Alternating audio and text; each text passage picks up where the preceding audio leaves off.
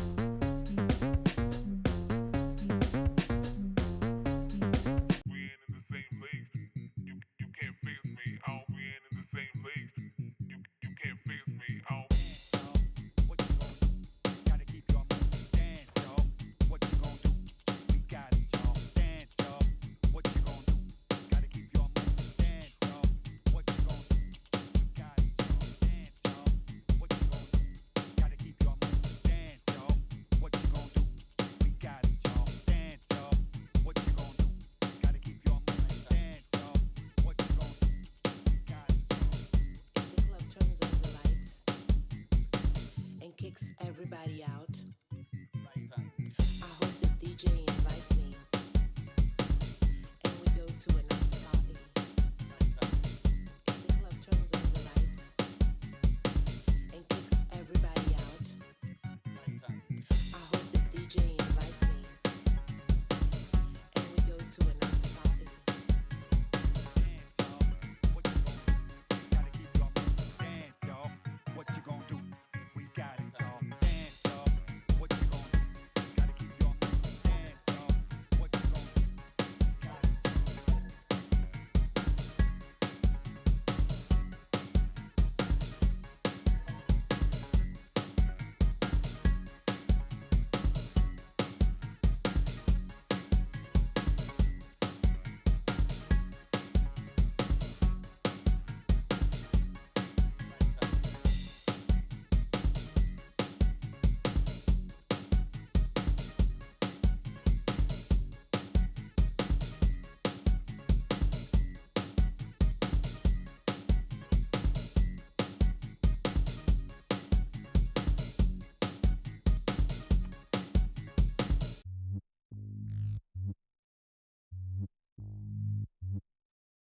better jump when I brought from the shot of a double barrel pump or a rip from a clip.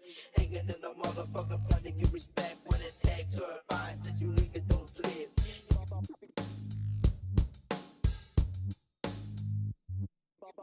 Experiment. Experiment.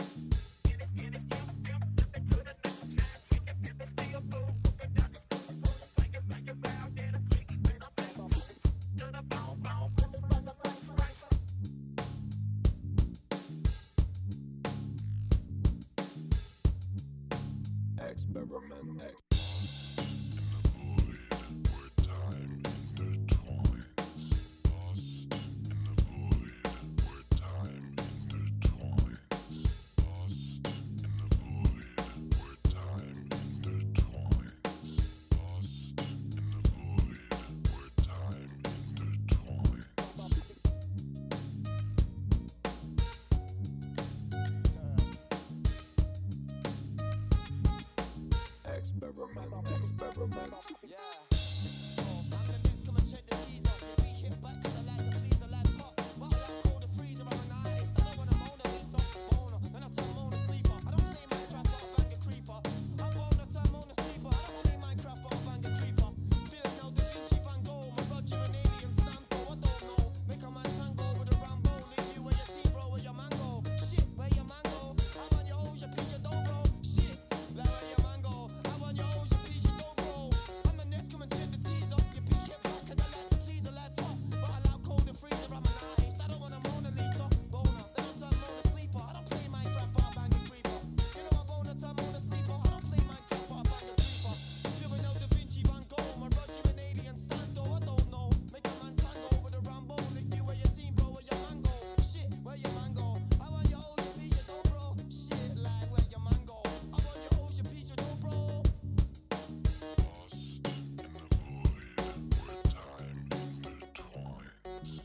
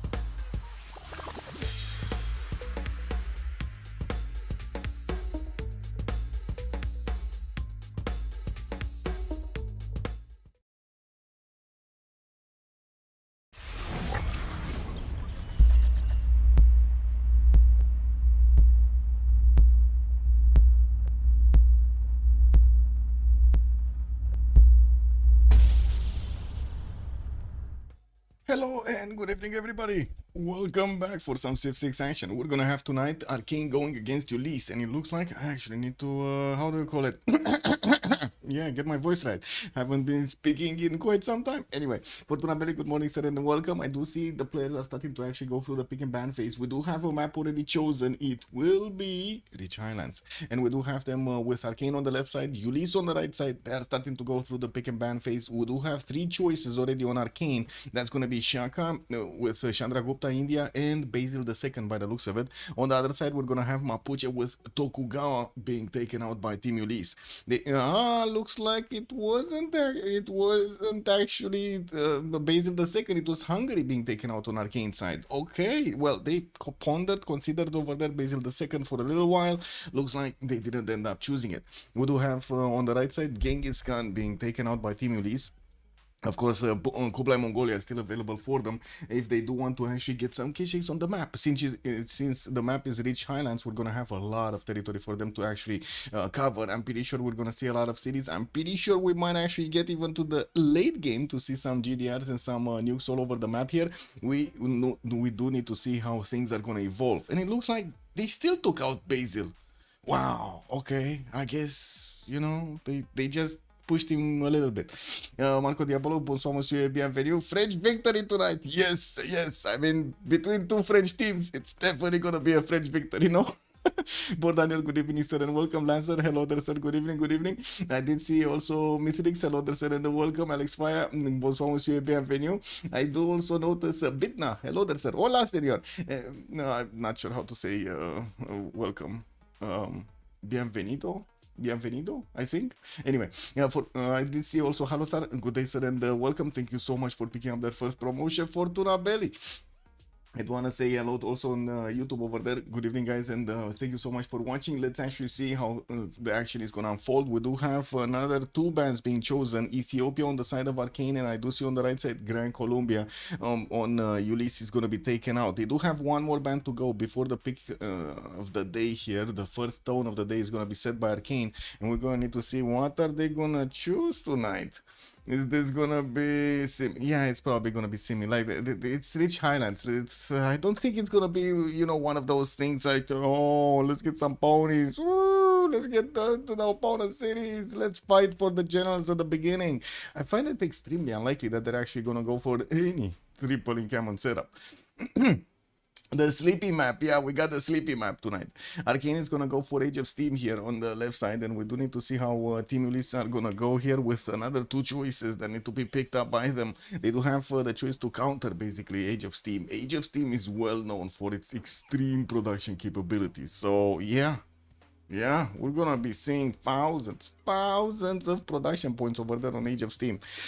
Unless it gets attacked and it cannot evolve. Anyway, that's kind of rare. We do have Uzetian on the side of Ulyss being taken in the game here with, of course, the spies. We've seen how much power it can actually have.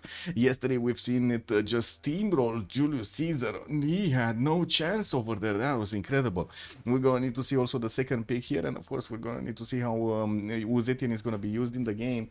And definitely the spies are going to be a menace. Is it going to be JR, the menace? Oh, wait a second. JR is on the other team. Yeah, no. We got the menace on both teams, basically. Indonesia is also going to be picked up by Team Ulyss. Indonesia definitely showing up as quite a simmer here. A lot of potential. Daniel Dingo, good evening, sir, and welcome. Okay, second choice for Arcane. What do we have? Ooh. Click on buttons, that's what we have. Oh. I think I have something in my eye. No, I'm kidding. Oh, Catherine de Medici. Okay, on Team Arcane. The Black Queen. We're going to be seeing some extra diplo over here. It definitely can counter Uzetian. It also does benefit from a free spy, the castle's technology, and also a free promotion over there. We do need them to actually take out another two civilizations before they're going to finish the roster here. And by the looks of it, they're taking their good old time here to actually set the new ones. I just realized I wasn't watching something. There we go. There we go.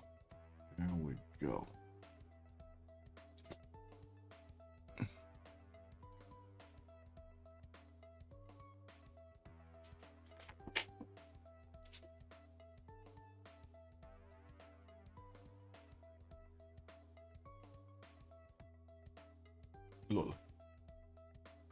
Aha. Yes. Can't believe I finally see something like this. Indo on rich islands? Really? Okay. I mean, we do need to see how it will evolve. They did take out Pulmus also on the side of Ulyss. They're kind of afraid of that cultured victory. And by the looks of it, we do have Arcane also taking out the second Indian nation. That's going to be Gandhi on the side of Arcane. The 6th ban. We do have one more ban to go for from each side, and Team Ulyss is gonna need to pick up the last here. Let's see what are they gonna take out. You go to the kitchen for 5 minutes, and now there's Indo. Yeah, we got Indo walking in. They didn't get to ban it. Interesting. Like right now, is Indo over Tokugawa or is Tokugawa over Indo? What do you guys think? Let me actually put up a poll over here. Who is better, Indonesia or Tokugawa? I'm quite curious. What do you think of the power creep over here? Well, I should have asked which is better, but sure, which is better. Anyway, you know what I mean, right? You know what I mean. BBG really turned into the archipelago Civ, into the whatever water body Civ, yeah. Well, I do see Rome also. Trajan is going to be taken out by Team Ulyss. We do need to see also Arcane is choosing Varangian as the last ban here. Well, that opens up their picks, and we do have Ulyss needing to get their third on the board here with Uzbekistan and Indonesia already on their side. I would imagine they're going to keep on getting some similar civilizations over here, no? I would imagine we might actually see some, I don't know, Lincoln here, Eleanor England. We might see... Japan, Philip II. Ooh, so many simmers. Which one are they gonna choose though? Ambiorix, cool. Quite preferred on this map actually. Nader Shah would also be a good choice. Nobody's voting for anything here. So you guys don't have an opinion? You don't know what to pick? Indonesia or Tokugawa? Really? Really? Nobody's voting on anything? Wow. That's incredible. That is incredible. We got one Indonesia, okay. We got one voting Indonesia. I guess that's something over there. I mean, it said, you know, oh, now it's tied again. Oh, 2-1. We got 2-1, okay. It's still Indonesia in the lead. Then Tokugawa comes back, punches in, and then goes for the double slam, gets a third on the board here. Yeah. Tokugawa over Indonesia. Okay. Oh, I'm pretty sure there's gonna be somebody that's gonna vote on Indonesia just to tie it up again. The 4 on Tokugawa. Okay, so you guys actually are agreeing basically with what they chose over here with the ban on Tokugawa. Got it. I do see also Babylon is gonna be chosen as the third choice for Team Ulyss. We do have Arcane going for Canada. We're actually gonna see Canada in the game on.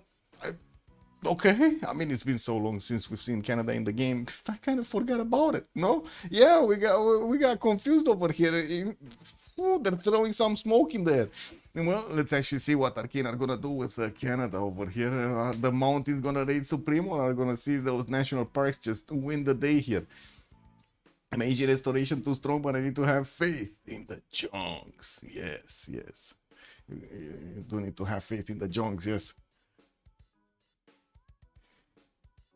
Did I hear that correctly? Did Indonesia join the BRICS? Ooh. Yeah. Tough one.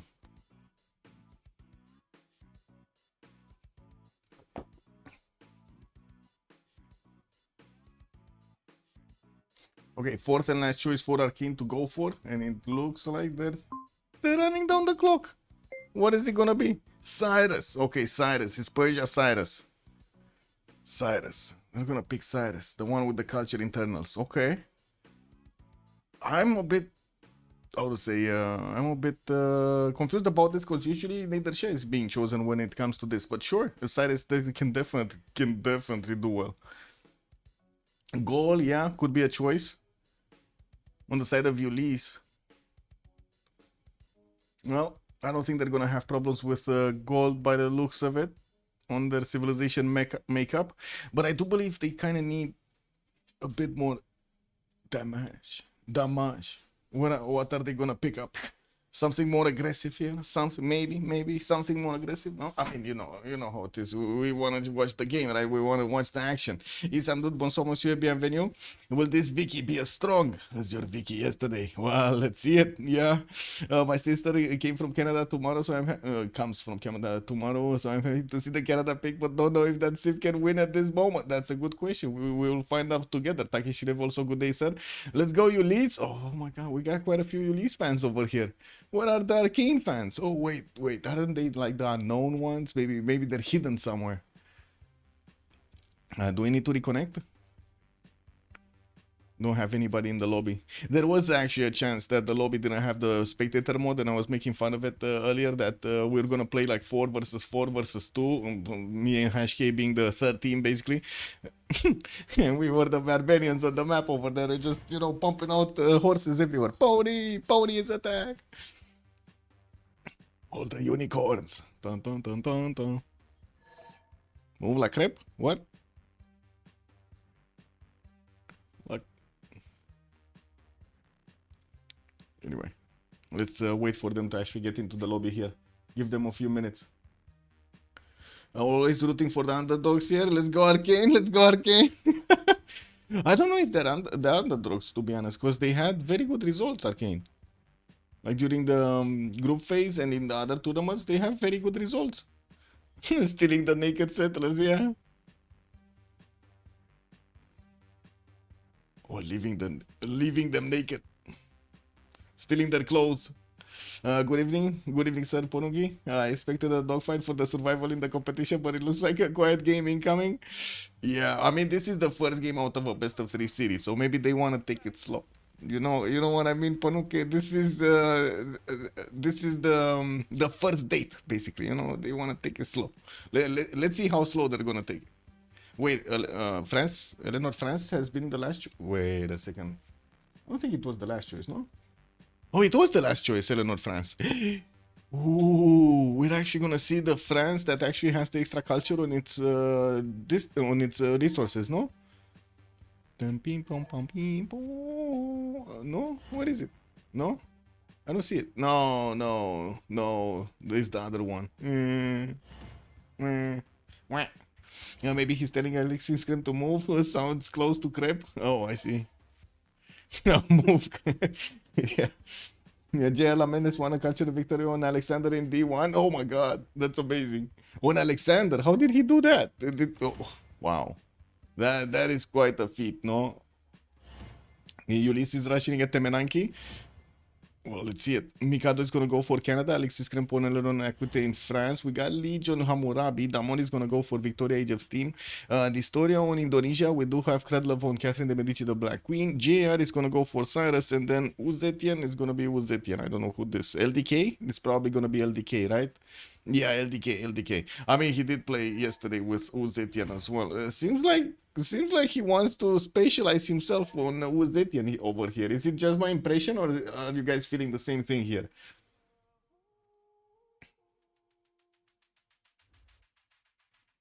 Okay, get this in order. Get this. Get also this. Start the prediction. How many DMAPs are we gonna have? 0, 1, or 2? Submission period for 10 minutes. Start it up. Got it. Good. And we're just gonna need to wait over here for Hashkey to get his ready up button.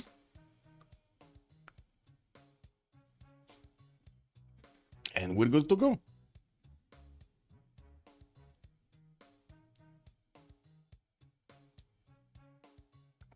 Oh, no excuses for not reading up.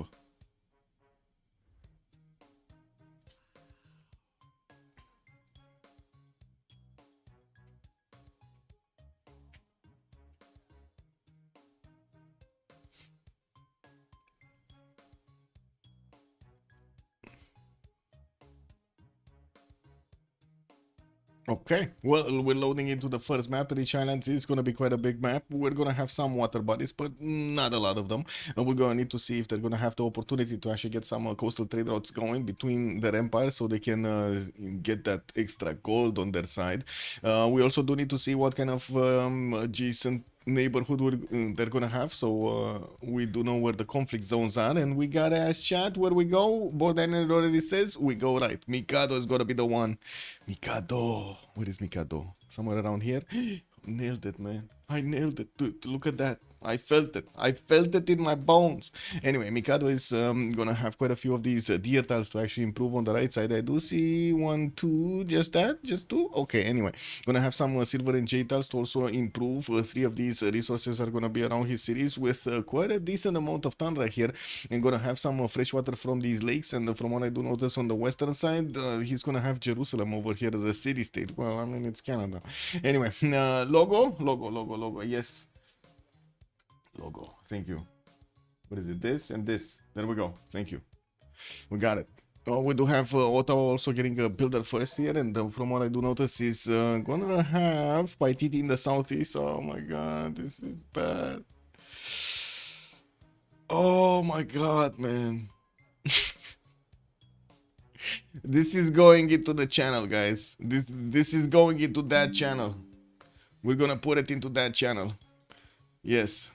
Like this is just sad. What is it? Big muscle board over here? I think this one, right? Yeah, this one with all the weird stuff happening. This is going that. Yeah, that's one ugly titty, man. It even has some earrings over here. Oh my god, that's just nasty. Anyway, let's actually take a look next over here. What do we have? Age of Steam. We got Age of Steam. We got London. That's gonna be on the western side of the map. He's gonna have a dice tile to get some extra faith from, and from what I do notice, he's gonna have quite a few cities on the coast. Not all of them with fresh water. He can aqueduct them later. For example, put I guess he can set up the right tile instead of the coast anyway. Yeah, we're gonna have him also by the looks of it with Babylon on the right side to have an opponent, and yeah, that's gonna be one of his opponents. Southwest, who's this? Ren, that's gonna be Krudlov, so he's gonna have at least the coastal trade routes that he can actually send to Catherine de Medici over here, the Black Queen. We do have him in the water with some fish tiles and some amber to get some extra amenities from, and from what I do notice, is not gonna have any other opponent on this coast in the Bridgewater Bay to actually fight over with. We do have also Catherine de Medici southwest to take a look at, with Ren getting his scout out in 2 turns. He's gonna have a banana settle next to the coast over there. What's that banana central? Oh my god, look at that. We got 3-3-2 bananas with 2-3-1s and one of these 3-2-1 spice tiles right next to that city center. Wow. Anyway, he's also gonna have, unfortunately, a decent amount of distance to actually travel to get to the next freshwater cities over here. Those are gonna be the one tile lakes to the southeast and another river to the south that he can actually grab. We're also gonna see him benefit from this mountain range towards the northwest, and quite a few chops from the forest and the rainforest. A long way to get to Uzetian here, but it is possible depending on how much to the south actually Uzetian is gonna try to creep forward. Anyway, now looking at Cyrus here, we do have him to the western side of Eleanor, France. Looks like Passagarde is gonna get his scout out in 2 turns. We do have him also with a dice tile, but it is gonna be in his second city towards the western side. Has some of these geothermals around, and I do see a +4 campus is gonna be here. Well, we'll do have him also with this amount of chops from the stone tiles, and by the looks of it, we're gonna have Mahapahit towards the north to actually trade punches with. We're gonna see if those immortals are actually gonna get going from the beginning, or he's gonna wanna wait for a stronger unit like the knight. France is also on the eastern side, so he does have 2 opponents that he can actually send his armies towards. JR over here might actually be the menace of the game. He's the menace of the game. Circa Sisian, good evening, sir, and welcome. You can check it out on the CWC tournament side. Yeah, there we go. That's where the results are. Also, Juan G, good evening, sir, and welcome. We do need also to take a look at Eleanor here with Paris getting his scout out next turn. He does have some gypsum tiles to get the extra production and the goals from. I do see second city is gonna be quite nice over here with spices and bananas to get the extra food, not to mention settle on the rice tile there to get again more food. We do have him also with the river to the southeast that will give him a few settles. Unfortunately, not that many good tiles to work around those tiles, around that river. He does have this inner lake here, or I should say the inner sea on the western side to try to settle onto, so he can actually put up a defense against Persia. We're gonna see if this is gonna be locked out or this is gonna be a highway to actually send units between.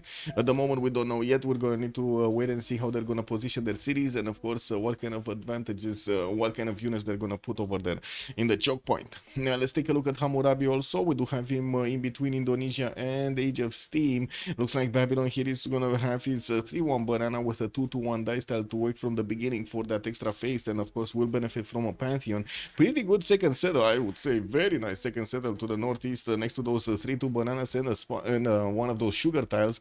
While in the south, he does have a possible Temenaki. We're going to need to see if he's actually going to try to go for that wonder.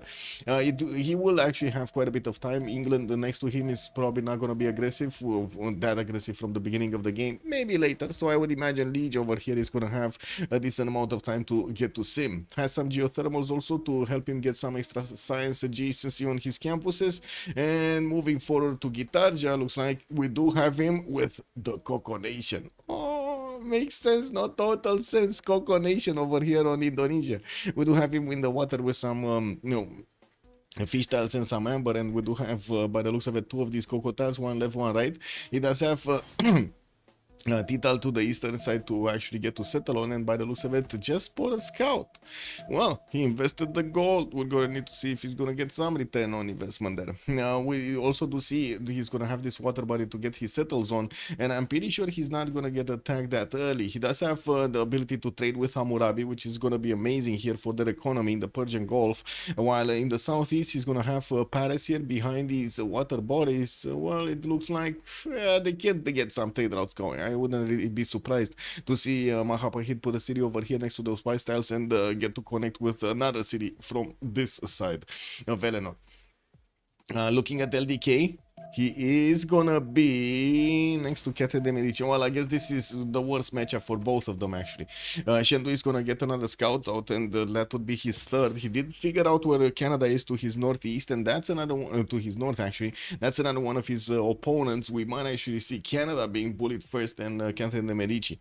I do see he did manage to get his settler out. Looks like, well, he's pondering where to go with it. It's not like he actually has that many options. No, it's gonna be north.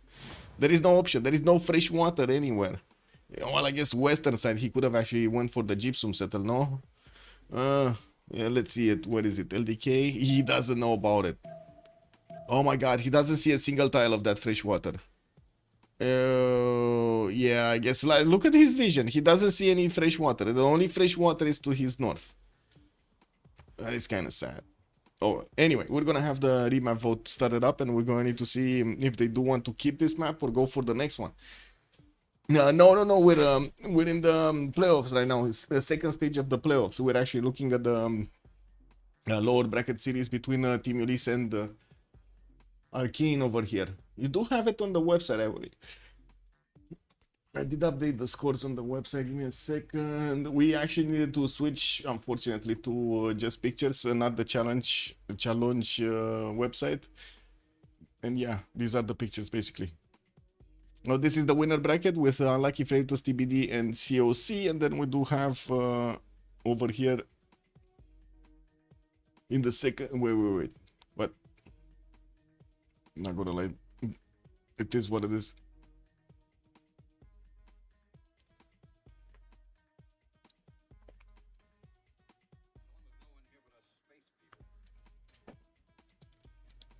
Anyway, we're gonna have a remap, and it looks like it will be Arcane that chose to remap this.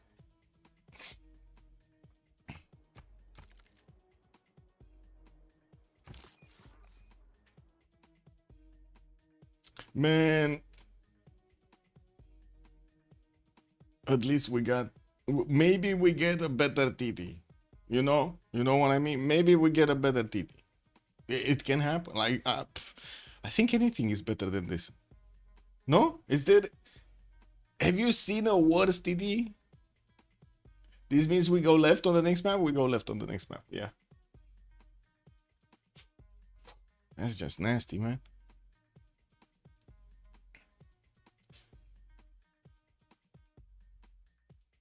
Yeah. Yeah, Petra TD. Exactly.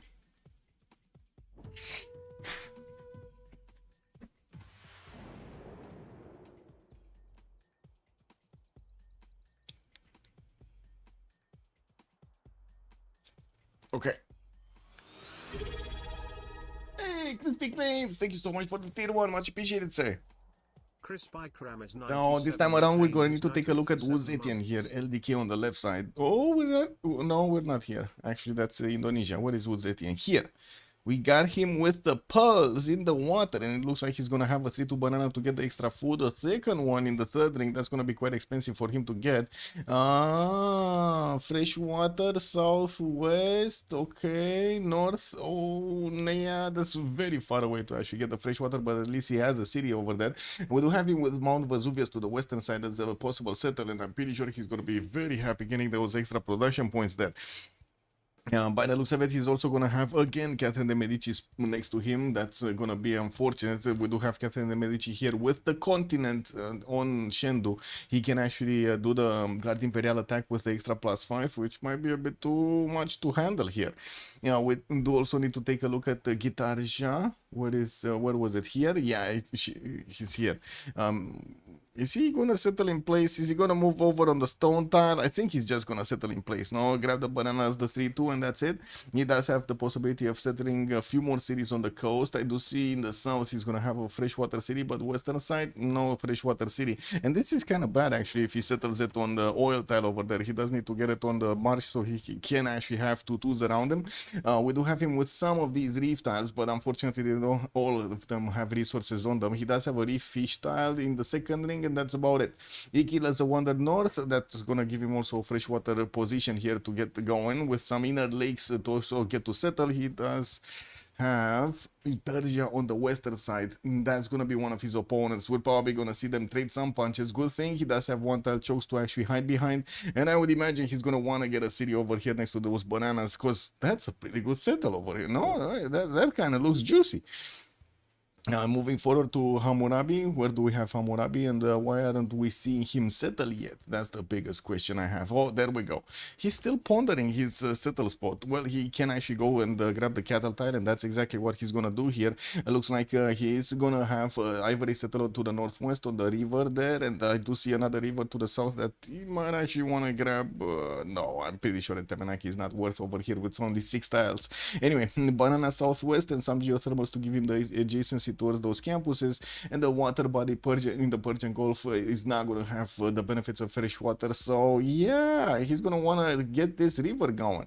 He does have to the western side Uzetian to try to trade with, but unfortunately they cannot actually trade coastal.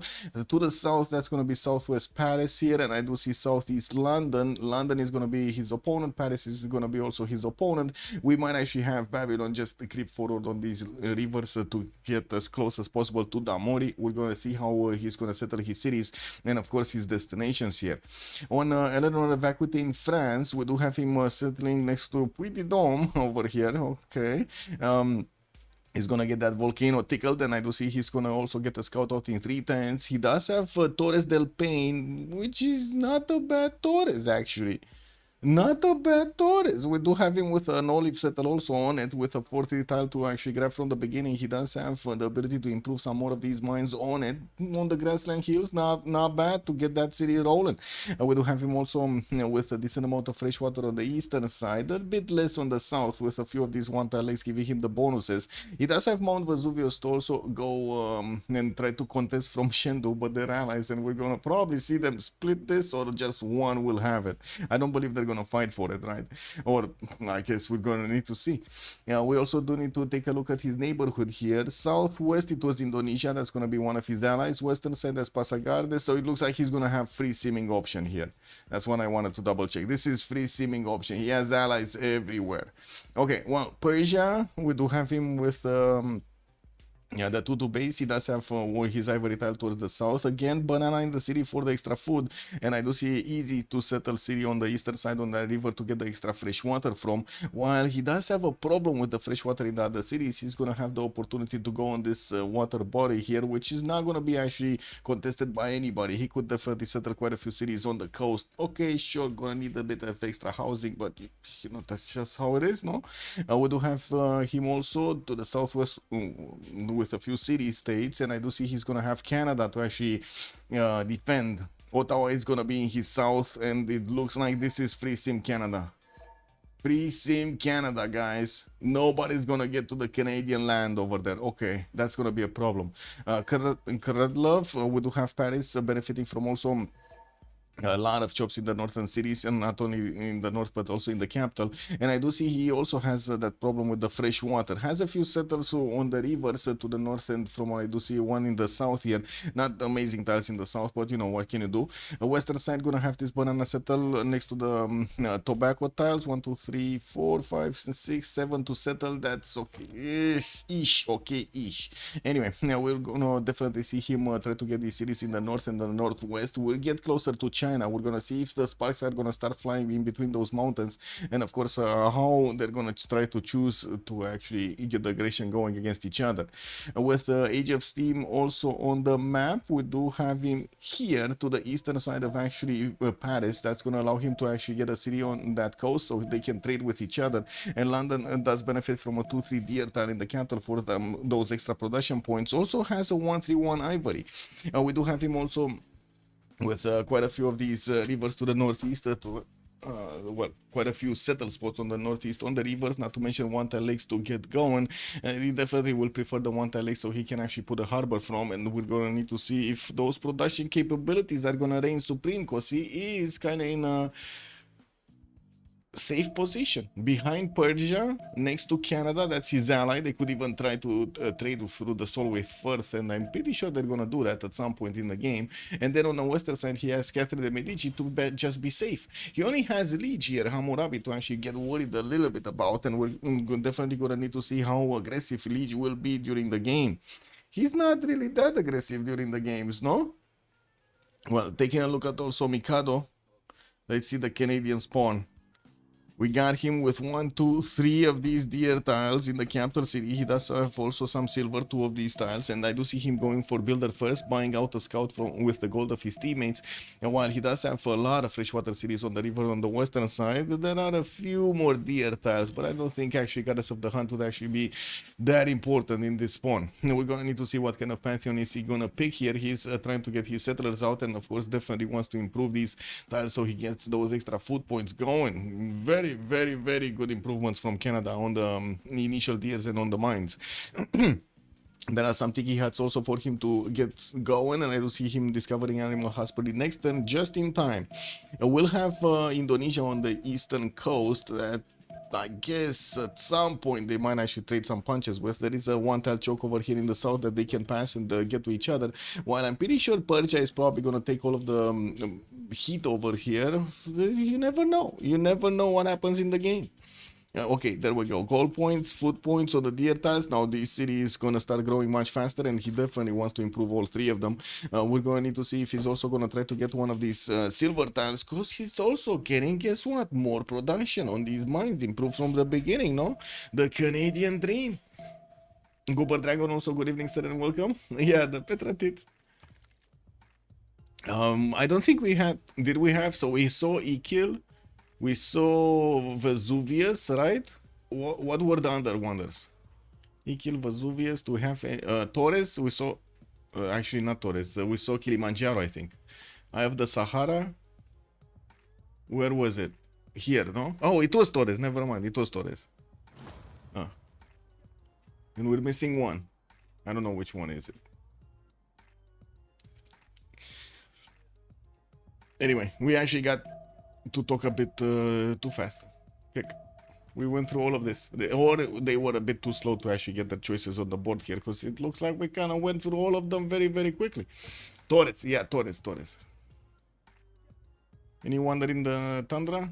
No. Oh yeah, there we go. That's the 5th one, Mount Everest. That's the 5th one.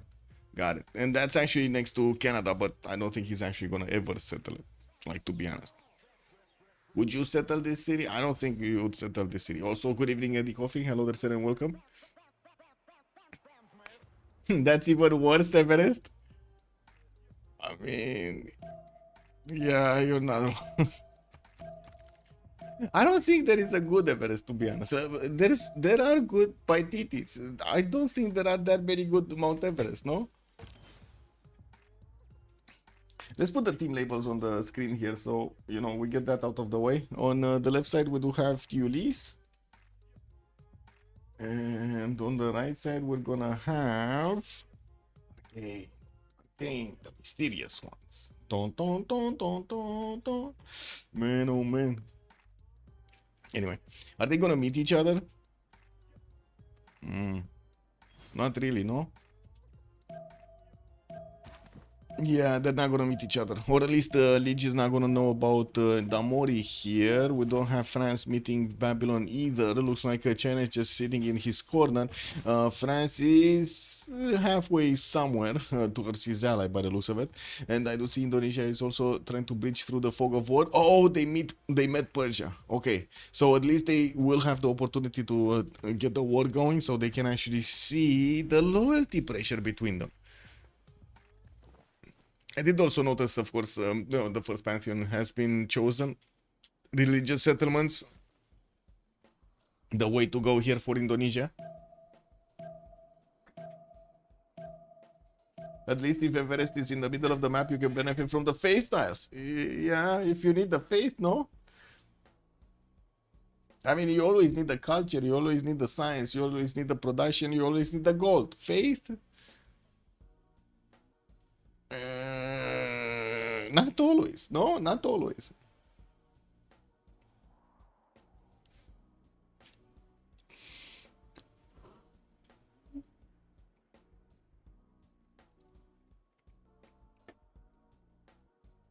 Well, I don't think Arcane would have wanted to actually remap this anyway. We're gonna need to see if Ulyss is feeling comfortable here with their spawns. They are kind of close together. I don't really see any immediate problem with their spawns. Well, except the freshwater check. But that's, you know, that's kind of like Rich Highlands. It is what it is, no? Oh, second remap, bro. We got them choosing to go for another map. Cannot see too many going faith except Canada. Yeah, true. Some extra faith points to steal the great persons is always welcome. Yeah, you're not wrong. You're not wrong. Another map. Folk, good evening, sir, and welcome. Long time no see indeed. Welcome, welcome. This map, the new map is gonna be garbage. Nope, good evening, sir, and welcome. Yeah, Lance remap, Dima. Hello there, sir, and good evening. Mikael. Yeah, good evening, sir.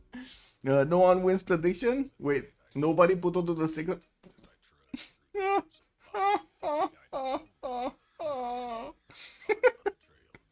Yeah, that means nobody wins the prediction.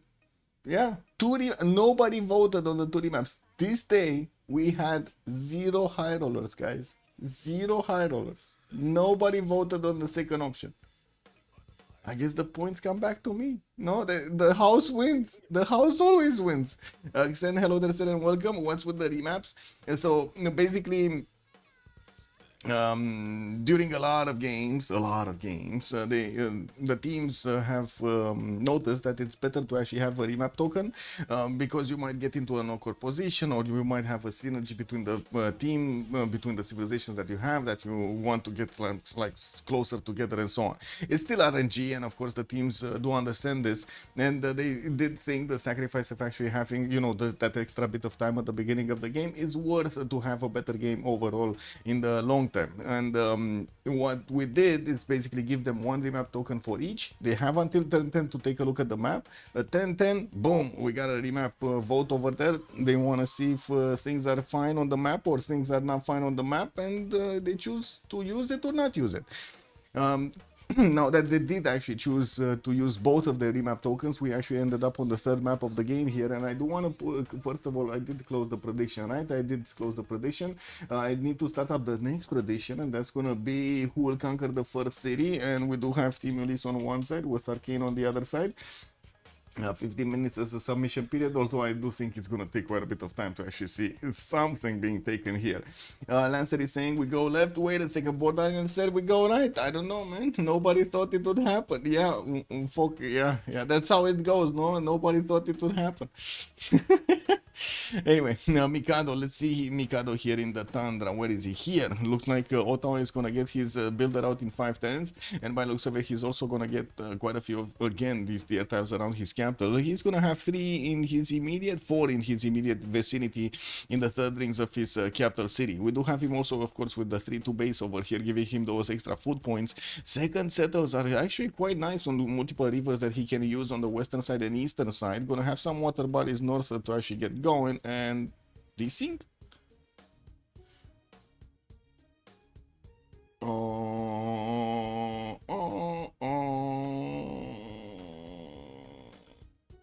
What?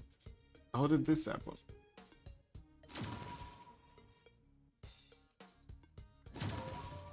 Is it actually a desync or did I start double load? Oh, there. Okay, never mind. I think there was a massive error over there or something. Okay, guys, we need to give it a few minutes here because it looks like you know, Farex's bugs again. They're like all over the place, man. They're crawling all over that code over there. It is what it is. Let me actually get back into the lobby somehow. Let me crawl my way back into the lobby here. There we go. Jumping in. Let's see.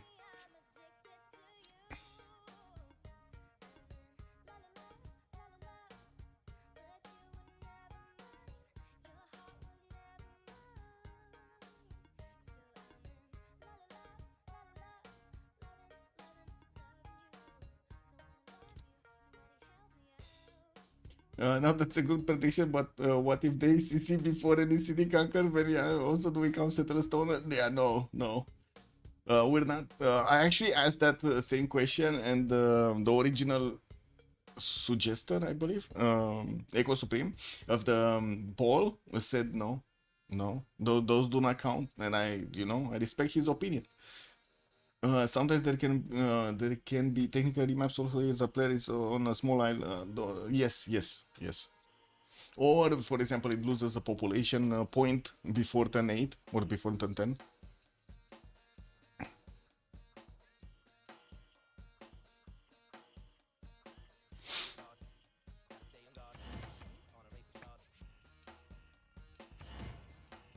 Okay, let me double check the 0 MS here. Very important to have more than 0 MS. Oh, I believe Damori is back in France, no? Yeah, Damori, I'm pretty sure is back in France because his ping actually looks good.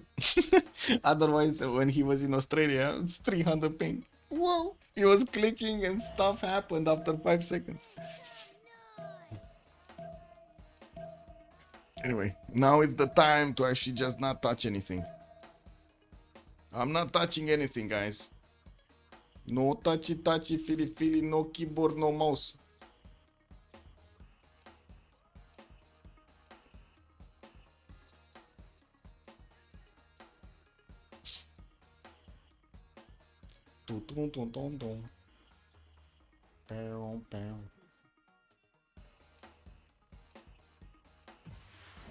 Okay. Wow. We're actually loading in fast. Huh.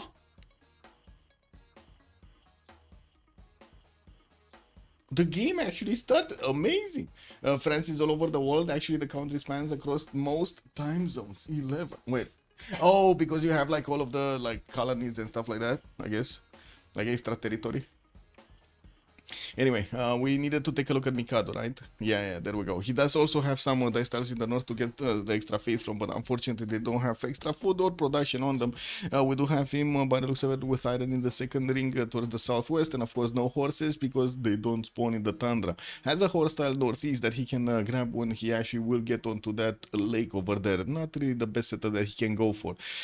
We do have also Damori to take a look at. Damori looks like he's gonna have the water body over here. I wanted to take a look at Paris really quickly, but it looks like they're gonna be decently spaced away, so they're not gonna interact from the beginning. They also do not share the same seas here, and that's gonna, well, not gonna give us one of those naval battles to look at. London is gonna get the benefits of horse tile in the eastern side of his capital in the first ring. He also has one of these iron tiles to the north in the second one.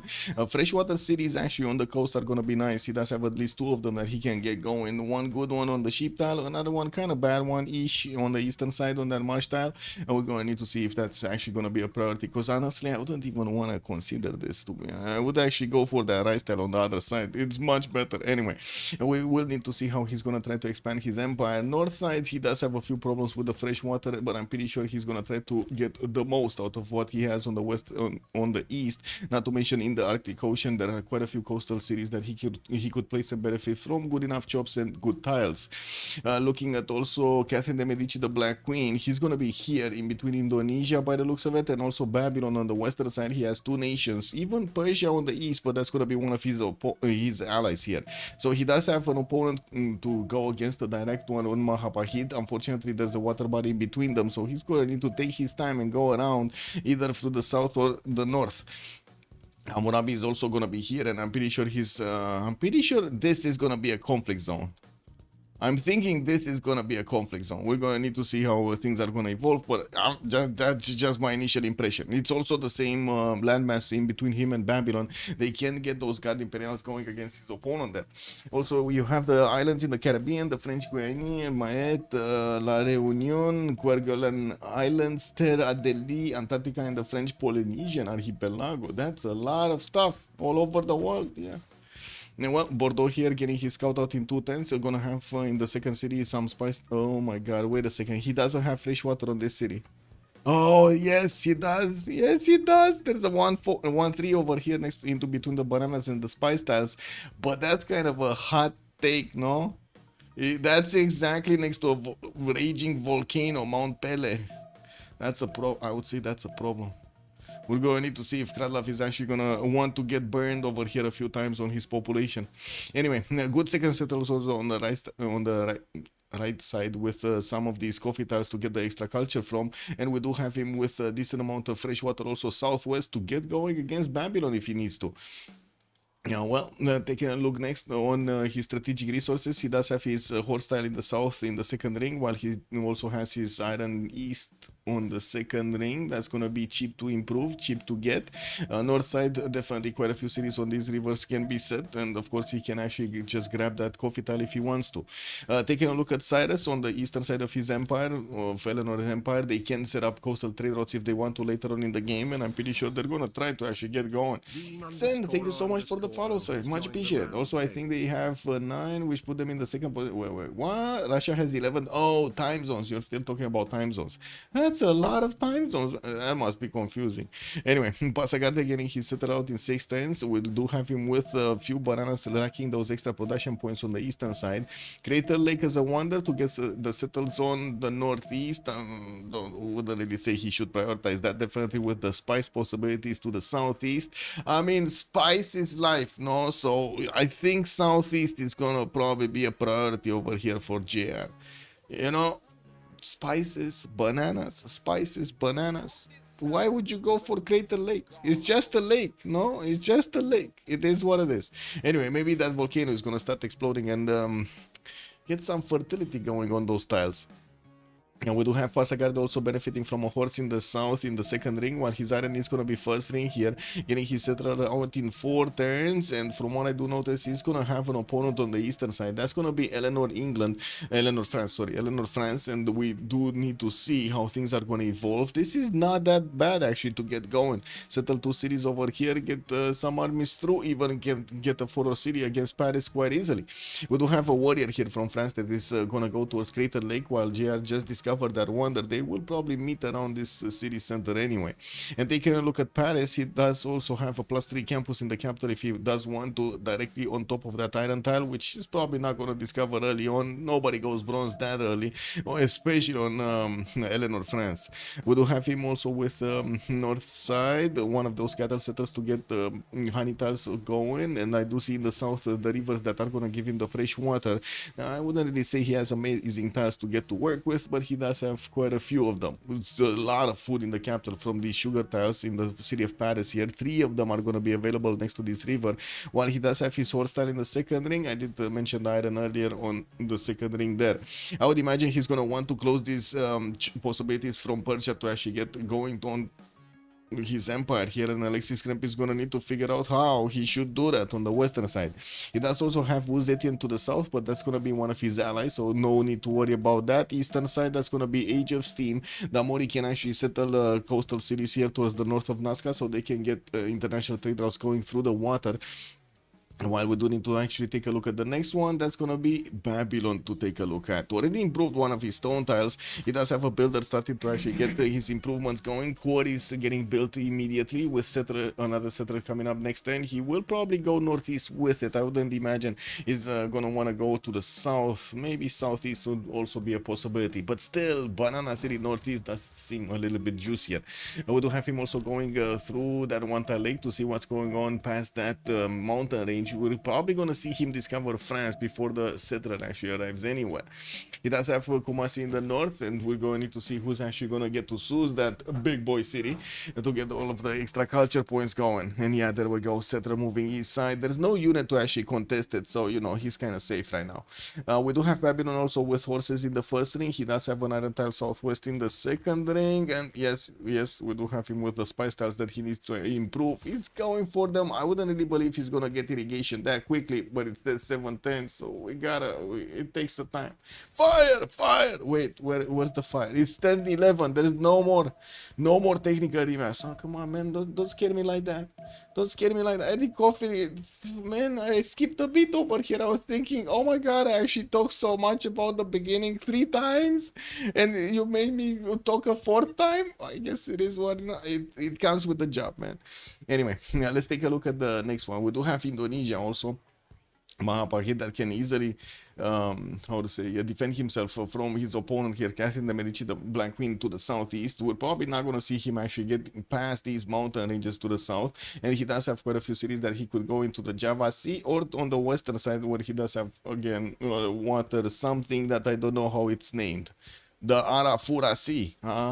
Probably didn't want to actually deliver that name to us. Anyway, Mahapahit did go again for just settlements. You know, he does really want to get those extra production points on his settlers and benefit from the extra tiles from the beginning. Has a reef fish tile to work, a pretty good harbor later on. Iron tile in the second ring here towards the northwest, and I do see also horses southwest are gonna be in the second ring. 2 remaps plus 11 technicals. Oh my god, man.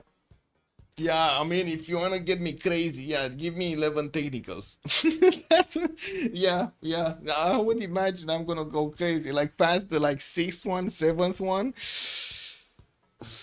Yeah, I'm going to start chewing my own fingers or something. You want that to happen? No, what do you mean? No. My god, man, chat over here just... Man, I'm not a masochist, okay? You know? Anyway, it is what it is. Anyway, we do have to take a look at also on Uzetian here. That would be the last nation that we didn't talk about. We do have him expanding towards the north, next to those bananas, and also next to the lakes. He does have a river also northeast with a forest fire that started raging on. A few ivory tiles that would give him those extra production points.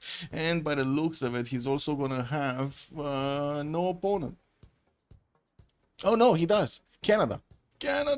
Oh my god, he actually has Canada as an opponent. Right. So we will see LDK over here getting to flex his abilities against Wilfred Laurier. Yeah. He missed the Black Queen's continent. It's a big one, man. It's a big one. The Black Queen's continent. Look at this. Look at this. Biggest continent. Hey, wait a second. Is that Paititi? No, that's Gobustan. Forest fire. He has Indonesia on it. He has Babylon on it. 2 opponents. I mean, what do you want more, right? He has 2 opponents on it. This is perfect for him. Kredlov also settled Lamboas here, but I do want to double check here. So Shendu gonna get 2 of these iron tiles on the eastern side of his borders. He does have one in the second ring, one in the third ring. Second ring also horse in the south to get going. Pretty good second settlers actually. One of the stone tiles southwest. Beijing did already get settled and got those bananas work. North it's gonna be amazing when he's gonna get that settled. Might even want to go for the Temenanki here. There are good enough floodplain tiles for him to actually get the benefits from. Not to mention a lot of good tiles to work to actually build it. Unfortunately, he doesn't have that much fresh water to expand his cities towards his opponent, towards Canada to the southwest, and we're going to need to see if he's going to want to grab something like Brussels over here as a staging location to actually get to upgrade his units and get them to the Canadian borders. Canada did start off with already some holy sites, and I do see he placed them down from Ottawa and Quebec City. He did already improve his 2D attacks, going to go for the third and the fourth soon. He only has a single builder promotion, and he just spent it. Third city coming around, moving to the eastern side. There is a catch though. There is a Chinese scout moving through the mountain. It just past the river. It's a little bit wet right now, and we're gonna see him move, casually move through the forest. Is he gonna get to the Quebec City borders to show himself, show his face over there, or is he gonna go to the south? And if he goes to the south, will Canada actually smell him out? I guess he will. And this scout doesn't have a promotion. He might have seen it though. There is a Canadian scout that is coming. No, he didn't see it actually. There's a Canadian scout that did manage to grab a builder from Brussels and coming back with it. It's a 2-charge builder, but I mean, that's 2 improvements. No, that's amazing. Eco Supreme, good evening, sir, and welcome. Why does Ulyss have all the best leaders? Wait a second, all the best leaders? Are you just disrespecting Persia like that in Canada? Oh my god, Rafifi, bonsoir monsieur, bienvenue. Did you see Rafifi what Eco Supreme did over here in the chat? He just like totally disrespected England, Canada, Catherine de Medici and Cyrus. It's like, you know, Farax is actually putting in Civ6 all of those leaders that are not leaders, no? Disrespecting everybody else in the meantime. Unbelievable.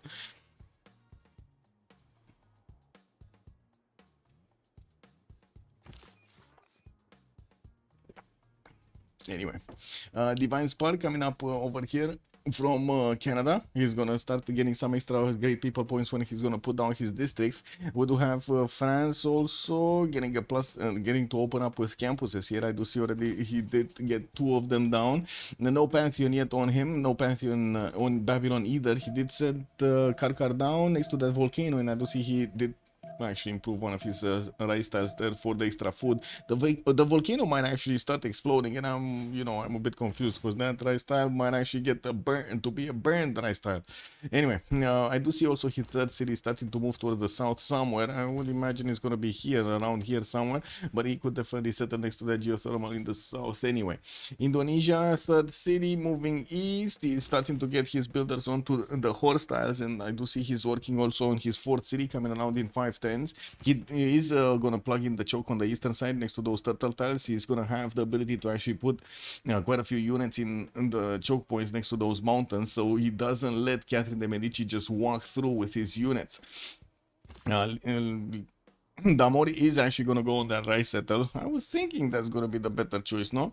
London is going to get a monument out in Tutors. Bristol just the same. We'll need to start improving those amber tiles for those extra production points. And I do see him still needing to get his celestial navigation boost from the coastal tiles that he needs to improve. Catherine is overrated. Catherine is good only if Babylon is on the same continent. Wow.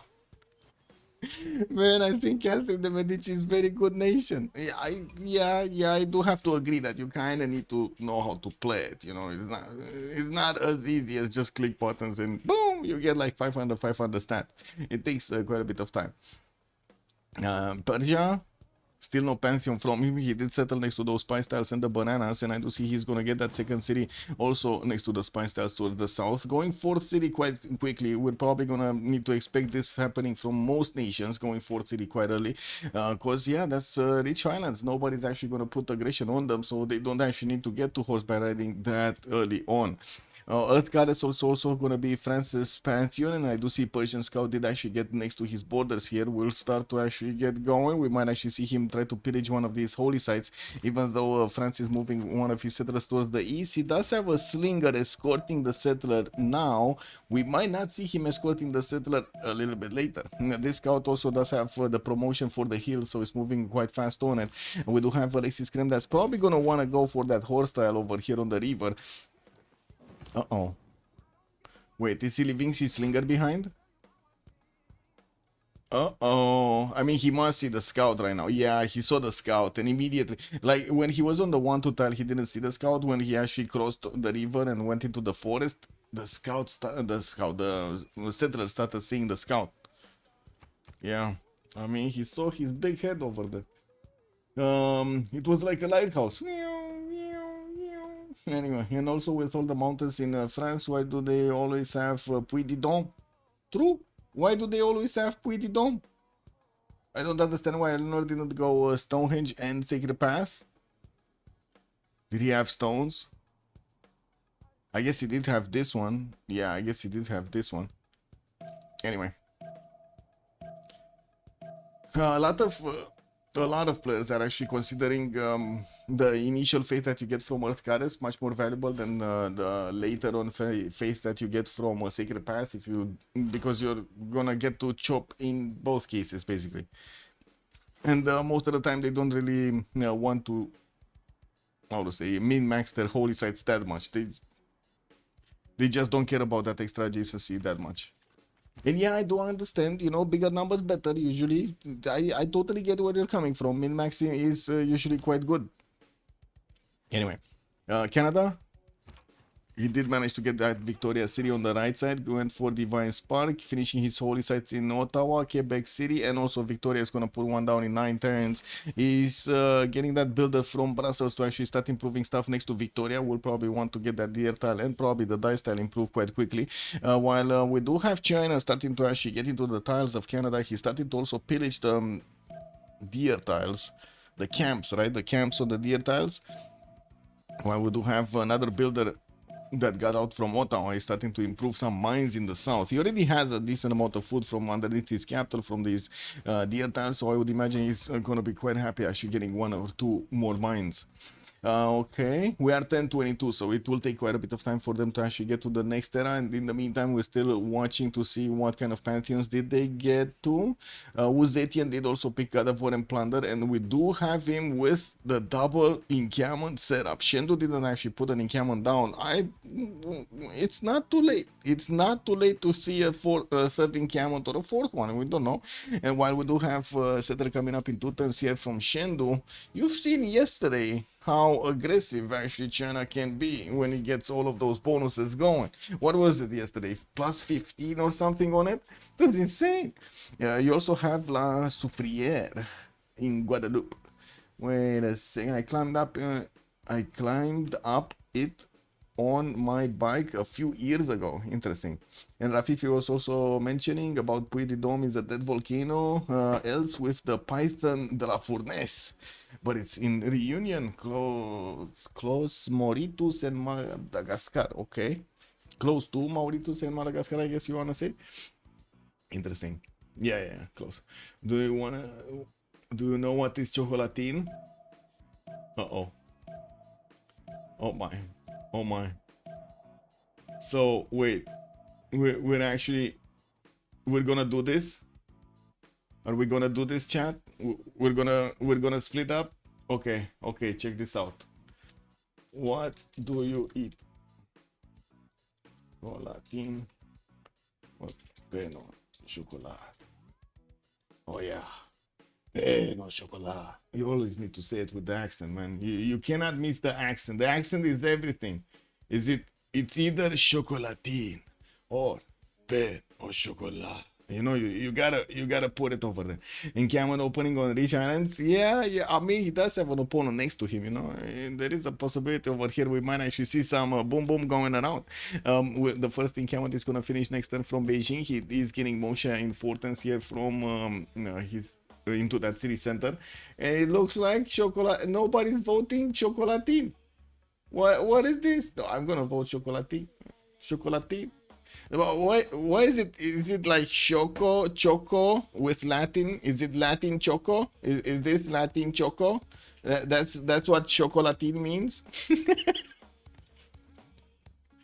Anyway, we're gonna need to take a look at also what Indonesia is opening up harbors, and I do see his fourth city is moving on the bananas towards the southeast. Java C already got some improvements on those coastal resources, and we do have him also opening up with holy site there in the city of Tuban. Good evening, Battlecruiser. Hello, Desert, and welcome. Yeah, exactly. I almost forgot Canada is this also. In Camel opener to Irel the Tundra. Yeah, true. We're gonna see what Canada is gonna get going as a defense here, because there is a significant chance we're gonna see Uzetian getting his war moves going from the beginning of the game, from the beginning stage of the game. Wait, is this builder actually getting chased out? Where is this one going, guys? Wait, Warrior doesn't have any movement. LDK has a builder, cannot get into the amber tile, by the way, cannot get into the water body, so he gets away. He cannot get away from the warrior. He needs to move around. Where is he gonna go? Huge pallet banks. Yeah, true. And this poll could actually be who lives in southwest of France.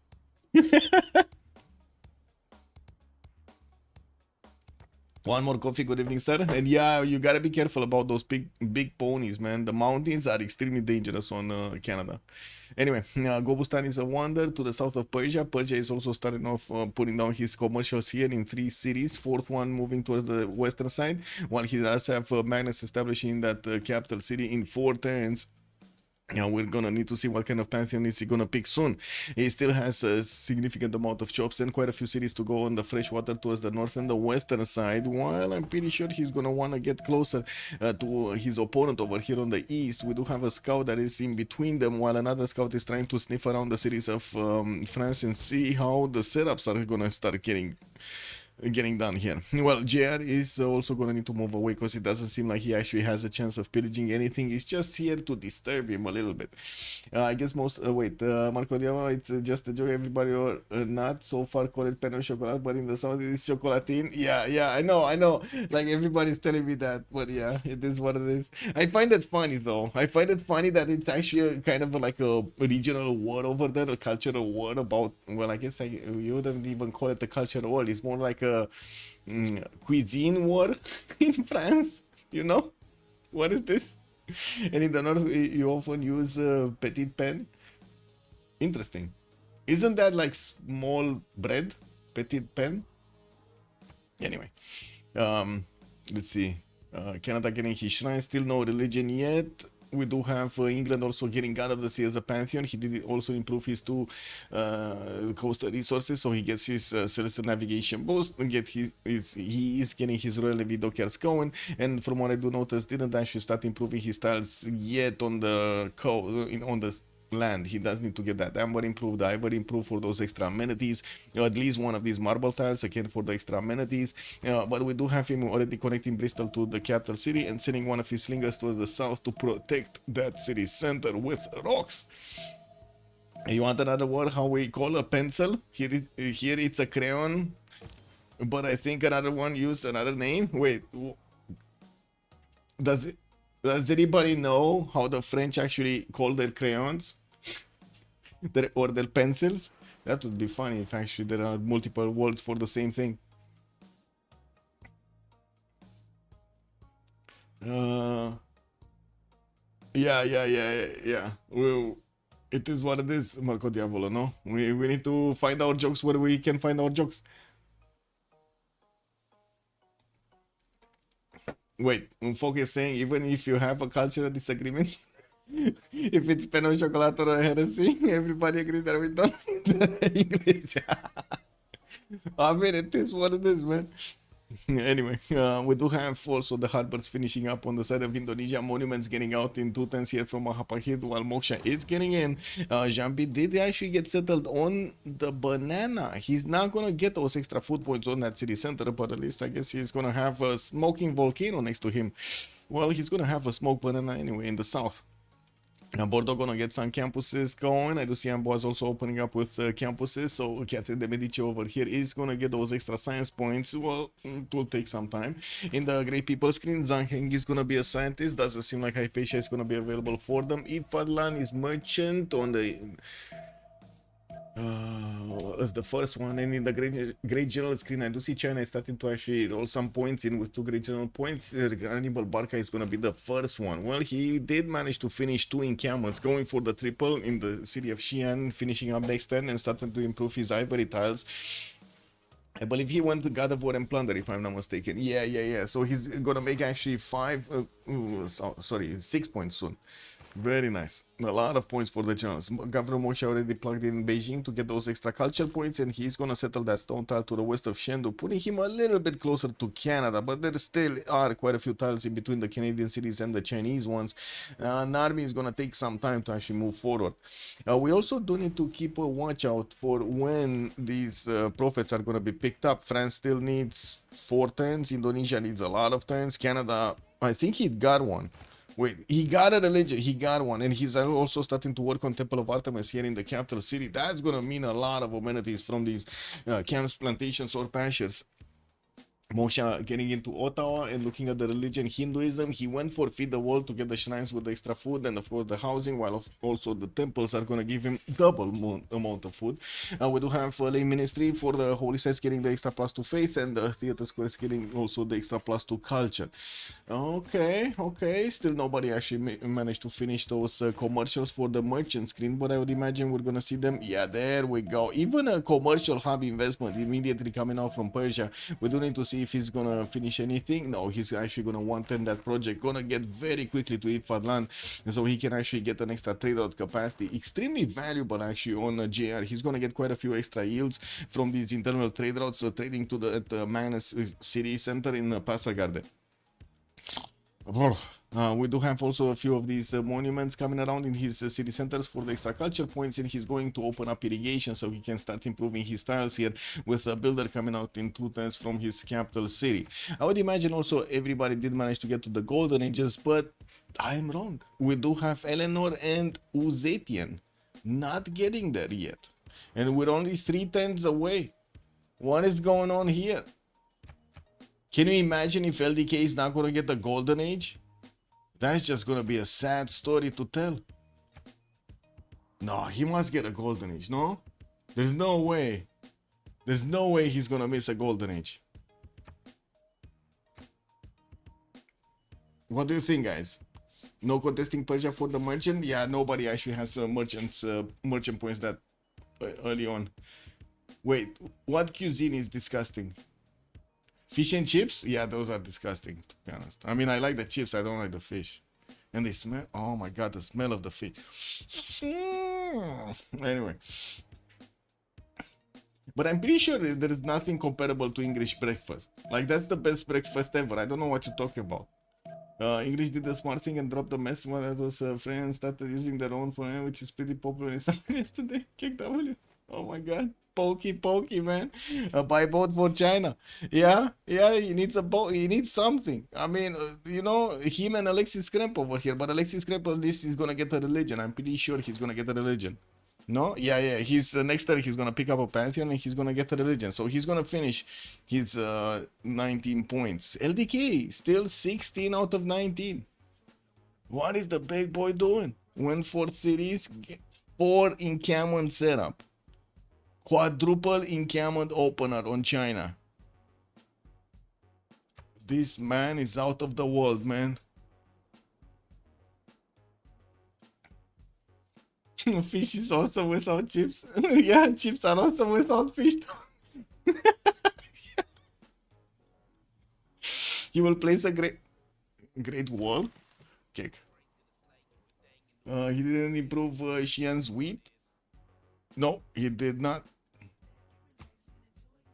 His masonry is coming out next turn though.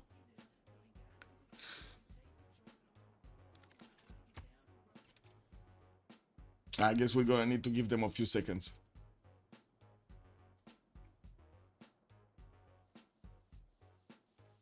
Okay, Babylon did get a Pantheon. That's going to be City Patreon Goddess. And I see there's a bit of an error over here on the graphics. Kick W, whatever. We do have commercial hubs also starting to run around here from Babylon. He did get the first one and the extra market in it. So I'm pretty sure he does have an extra trader to build. And he's getting it from Babylon to connect also the city of Karkar to the capital city. I'm actually a bit surprised he didn't actually go for the 4-city opener. We did have France do the same. He stayed on 3 cities and got his campuses out, while I do see on the coast Amori did manage to get 2 boats out. He can easily take down Kumasi if he wants to, and that's going to be an extra city for him, putting him really close to his opponent, though not sure if he's going to want to get that close to Gitarja.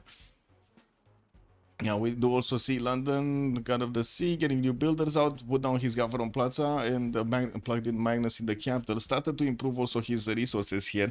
Not all of them, though. We're still missing these ivory tiles and, of course, the marble tiles. He didn't even improve Xian's win. No. Temple of Artemis is also going to finish on Canada next turn, and boom! He did. He did get it. Where was it? Here? The Great Wall. He placed the Great Wall. And he got it. Okay, 20 out of 19. So it's just Alexis Krem that needs to get his religion, and that's it. And I think he did recruit, right? And he got the religion. It's 20 out of 19. Okay, everybody across the board is going to get the Golden Age. Eastern Orthodoxy on Eleanor, France, sorry. Shrines providing him the +6 gold with the temples +12. Pilgrimage is also going to give him the +2 faith for each city following the religion, increasing that later on. With a government plaza from Paris, I don't think he actually discovered bronze working, so he can still put out that campus on the iron tile. While he does have his government plaza getting built from La Rochelle, or did he actually place it from Paris? I think he placed it from Paris. Okay, that's fine. I'm a bit surprised about the placement over here. Would have expected it to be on the 1-2 tile, not over there, but sure. He does have also Wonder pre-placed. That's going to be the Hanging Gardens, and we're going to need to see if he's going to finish it for the extra fertility. Usually it is Canada that wants the Hanging Gardens, and that's exactly what's happening here.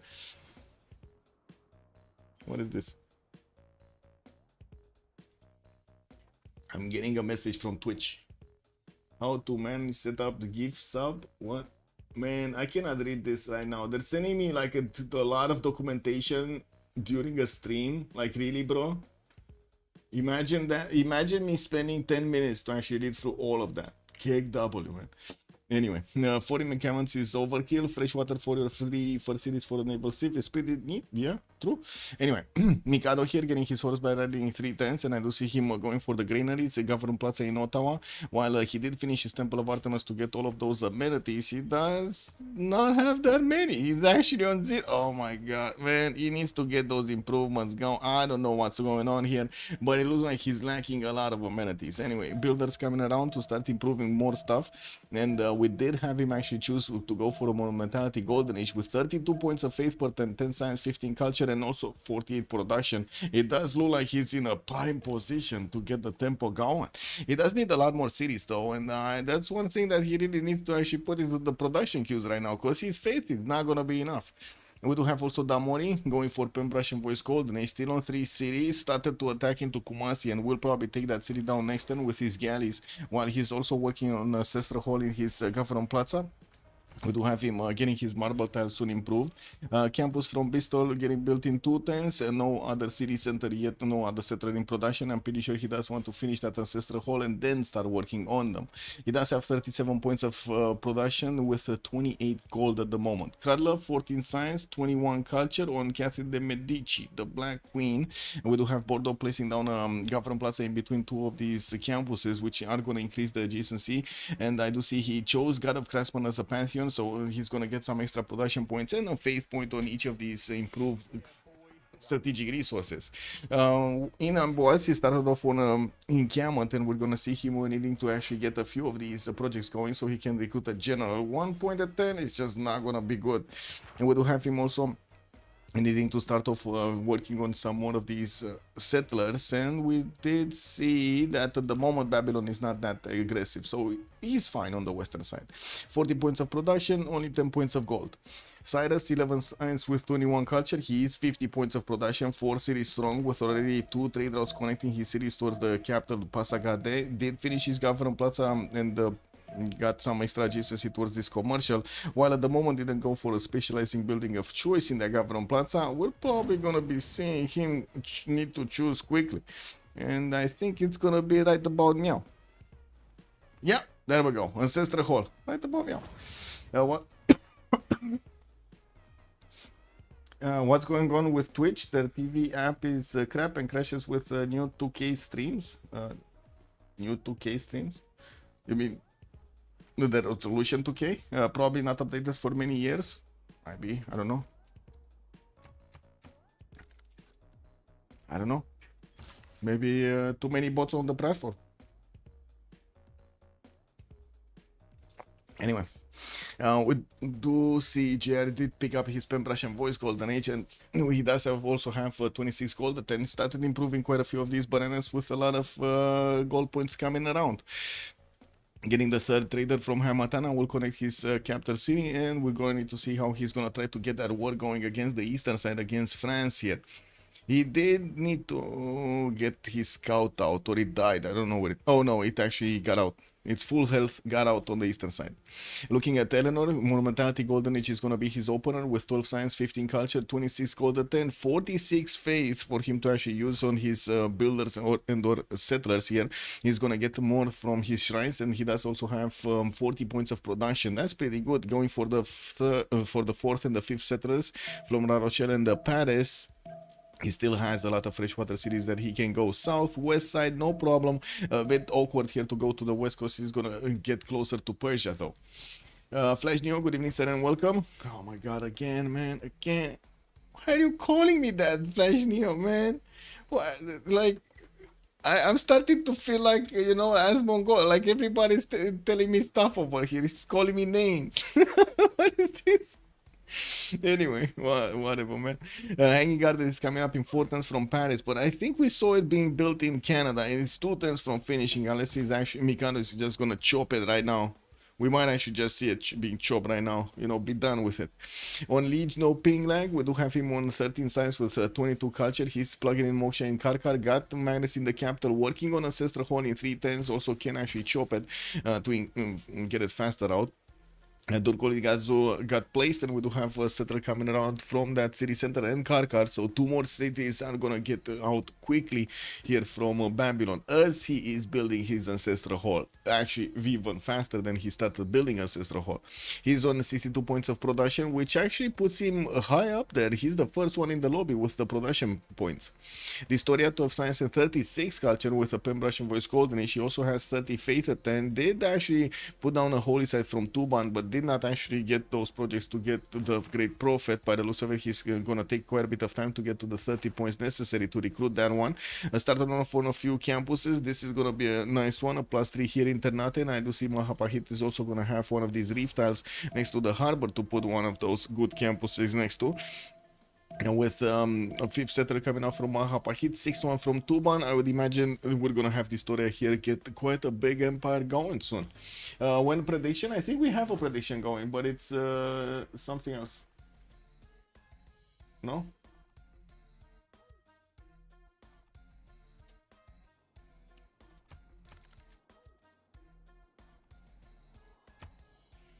It's the who will win, who will, sorry, take out the first city. No, that's the prediction I know.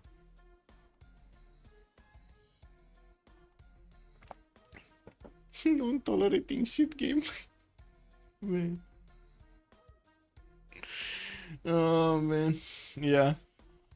Anyway, we do need to take a look at Wood Zetian. What is he cooking? What is he cooking? Warlord's Throne. Oh my god. Wait a second. Is LDK on a mission? Wait. I want to ask chat, because it looks like LDK is on a mission.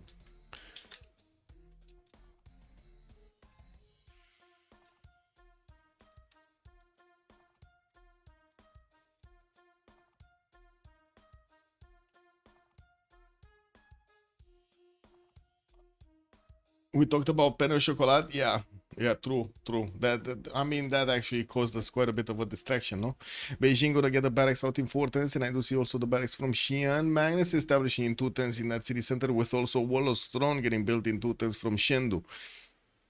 Governor Plaza here. We do have him, of course, getting one of these campuses. Unfortunately, not that much science. He's getting his horseback riding next turn, and I do see he does have 58 points of production with 14 points of gold per turn. Fourth encampment just finished in Taiwan. Did not recruit his first general?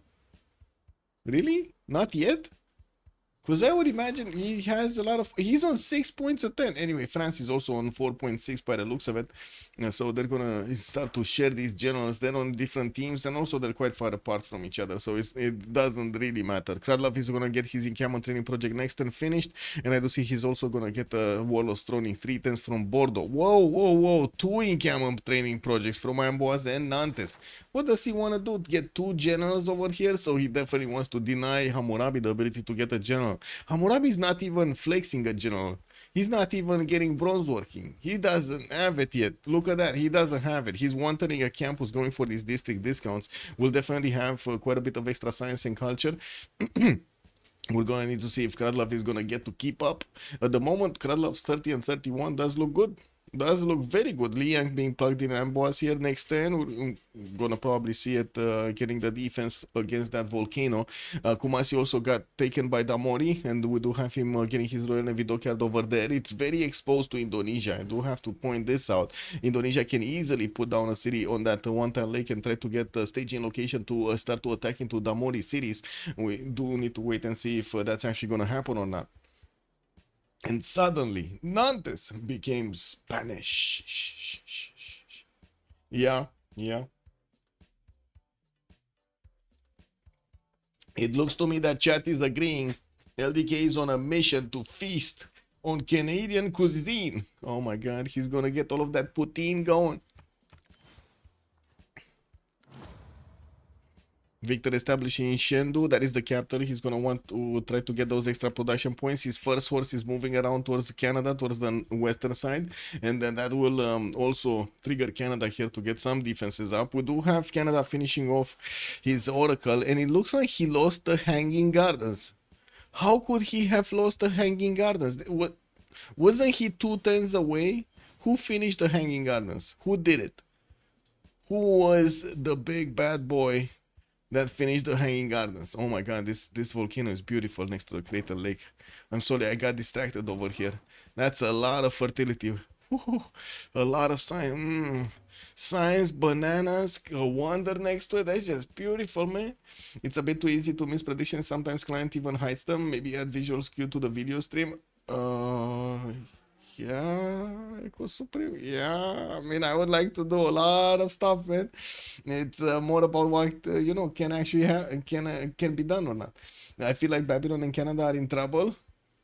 I think Canada is in trouble. I don't really believe Babylon is that much in trouble, looking at the position. But later on, he will be in trouble.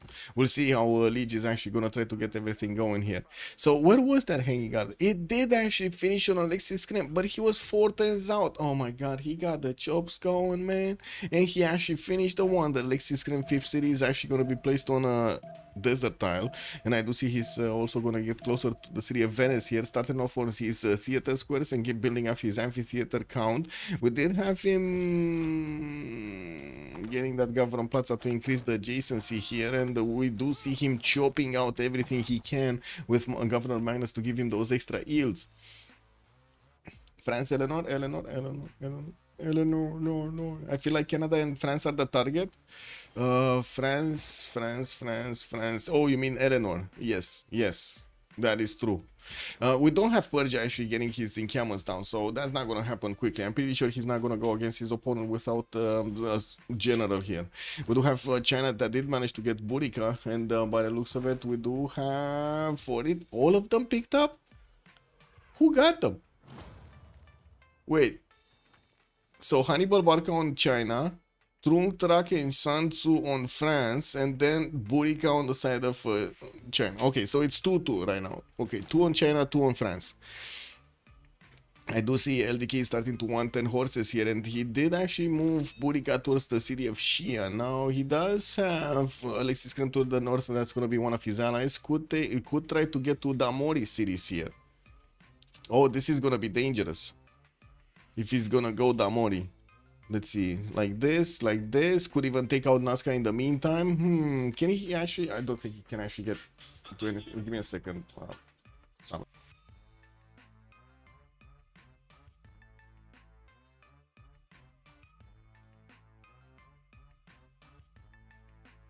I never understood this, man. Never mind. Leon gonna get pyramids in 31 tests. That's one pop anyway. And by the loose of it, we're gonna see a few more settlers getting popped out. We do have writers being recruited by Alexis Krempen. We're gonna see him getting those going soon. Canada is also working on 5 points. France is on 15.7. He got some projects going. I did see Canada didn't get Oracle, and I do see he does have an amphitheater over there, starting to actually put out horses, and he's sending them to the western side. Might want to take out the city of Hong Kong in the meantime. Working on Ancestral Hall in 2 turns from Ottawa, while he has 0 defensive units on the east. There is a scout in between him and his opponent's city, so he will probably see if LDK is going to send some units there. I do see LDK did actually transform Burica into a military engineer, and will start to get all of those pathways going, while Hannibal Barca is just waiting to the south of Shendu. In the tech side, we do have LDK going for feudalism in 2, engineering in 3. Okay, I don't think he's gonna have an easy opportunity to actually get those amazing crouching tigers like he did yesterday to go against the Canadian defenses, but he might have enough time to get to castles and put out a courser attack against his opponent, against Wilfred Laurier. No? Right at the time was he's getting his spies out. Give her the link. No, she knows. What do you mean? It's my grandma, but she knows. The Marco Diabolo. No, she knows. She's doing this on purpose. She doesn't care. You know, she's like, Mom, I gotta work. Grandma, I gotta work. No, who cares? What? Yeah. I mean, to be honest, it's like in Romania. Romania is the biggest tax, how to say, overtaxing nation over here in Europe. They're taxing work, and now they want to put more taxes on work. It's like nobody wants to see people work in this country. I do have to say this because it's lingering on my mind over here. Al, good evening, sir, and welcome. Imagine this in Romania. We know people have stolen. We know where the money is. We know who did it. And nobody's doing anything to recover the money or do anything to those people. Nothing. Nothing. Zero. Man, I don't think you can get more corrupt than this, man. It is what it is. Coco Glacier, good evening, sir, and welcome. We don't know yet. We're going to figure it out together. And 3-man feudal booster. Well, everybody wants to get their feudalism going quickly. From what I do see, England is starting off on his new settlers here, and I do see quite a wave of builders coming around. The western side gonna get going, and we do have him also discovering that he can settle on the northeast. That is gonna be towards Gitarja, and I'm pretty sure, well, they're gonna be opponents here. They might actually get to do the pokey. We do have also Tuban getting a religion. Looks like that's gonna be the 3rd religion of the game, with a Zen meditation and Defender of the Faith available for Indonesia to use. He's gonna choose Audience Chamber as his Gavro Plaza building, and so he can actually get those extra food points, not to mention the housing points. They lie, we know they lie, we know they lie, but they continue to lie. Basically, it's insane, man. To be honest, I would have thought if we're in the European Union, maybe these guys are not actually gonna steal that much. Like, it's in the European Union, no? Like, there should be some consequences, no? Justice is saying, no, Justice, good evening, sir. Good evening, my hair. I do have to say, no, on that one. No, I'm pretty sure if you look at the tax system in Romania, you're gonna figure it out, man. It's like, no, stay away. Like that's what it says, stay away from Romania. It's fine. You come here, maybe you wanna get a little bit of grab over here, like in restaurants, maybe go to the clubs or something. Don't work here. It's bad. It's really bad. We got some more theater squares coming out from France, and I do see theater square festivals are still getting enacted here with the writers needed to be recruited. Merchant screen, we're gonna need to see how and who is gonna get those extra merchants. So we did have one, I guess. We did have this one, if I've been picked up earlier by Persia. While the Great Generals at the moment are not contested anymore, I don't see Hypatia revealing itself either. So we're gonna need to wait and see who's actually gonna start getting these scientist points for that to be revealed to us.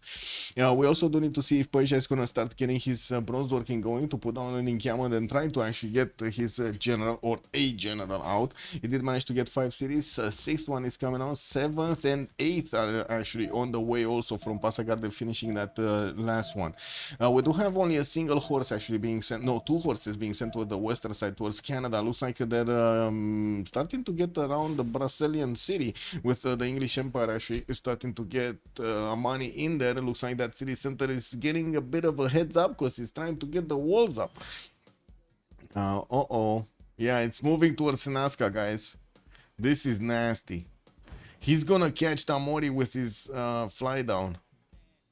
And I do see Burica, of course, starting to get the road pathways. This is going to make it so much more faster, actually, to get through the hilly terrain and through the forest terrain.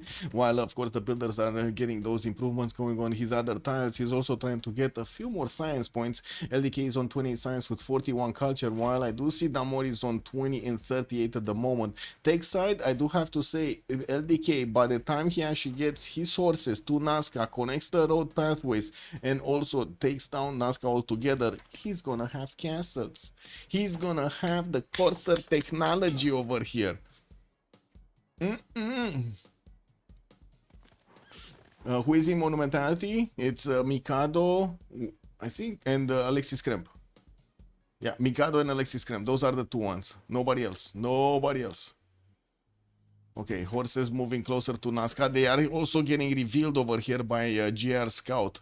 I do have to say, this Scout is actually giving up all of the information to their opponents. LDK is gonna have some form of a resistance being built by Damori. These are so many horses. 2, 4, 6, 7, 8. And they're all gonna turn into coursers. He does need to get also mercenaries, because otherwise he's gonna spend a lot to actually get those improved. He does have 3/4 history coming out next turn. Wait a second, he actually got 2 mercenaries already? Maneuver card? No, he didn't. No, he didn't, but he's not far away because he does have veterancy anyway. Anyway, it is what it is. You can earn 12,500 before you have to start paying tax in England. Then it's 20,000 up to 51k. Well, you need to pay taxes like in Romania. You need to start to pay taxes from like whatever you make. It's like that's how the law is. Any kind of income is basically taxable by 10%. And then you do have like the payment system that you need to go for the pension and for the contribution to the pension and for health, I believe, but there are a different threshold, and I believe the first threshold is like 6,000 or 7,000 right now, when you need to start paying for the health, and for the pension it's from 10,000 ish. Don't remember exactly the number, because it changes every year depending on the 12 salaries or something, like a full year salary. Anyway, now we do have also Babylon managing to get 2, 4, 6, 7 cities going, and I do see the galleys are starting to come around here from the northwest. He did get into the same seas as Damori, and by the looks of it, he's also going to contest Kumasi with the help of Indonesia. There is only one single galley available for Damori to use, and he does have a swordsman, but I guess that guy is not going to be that happy.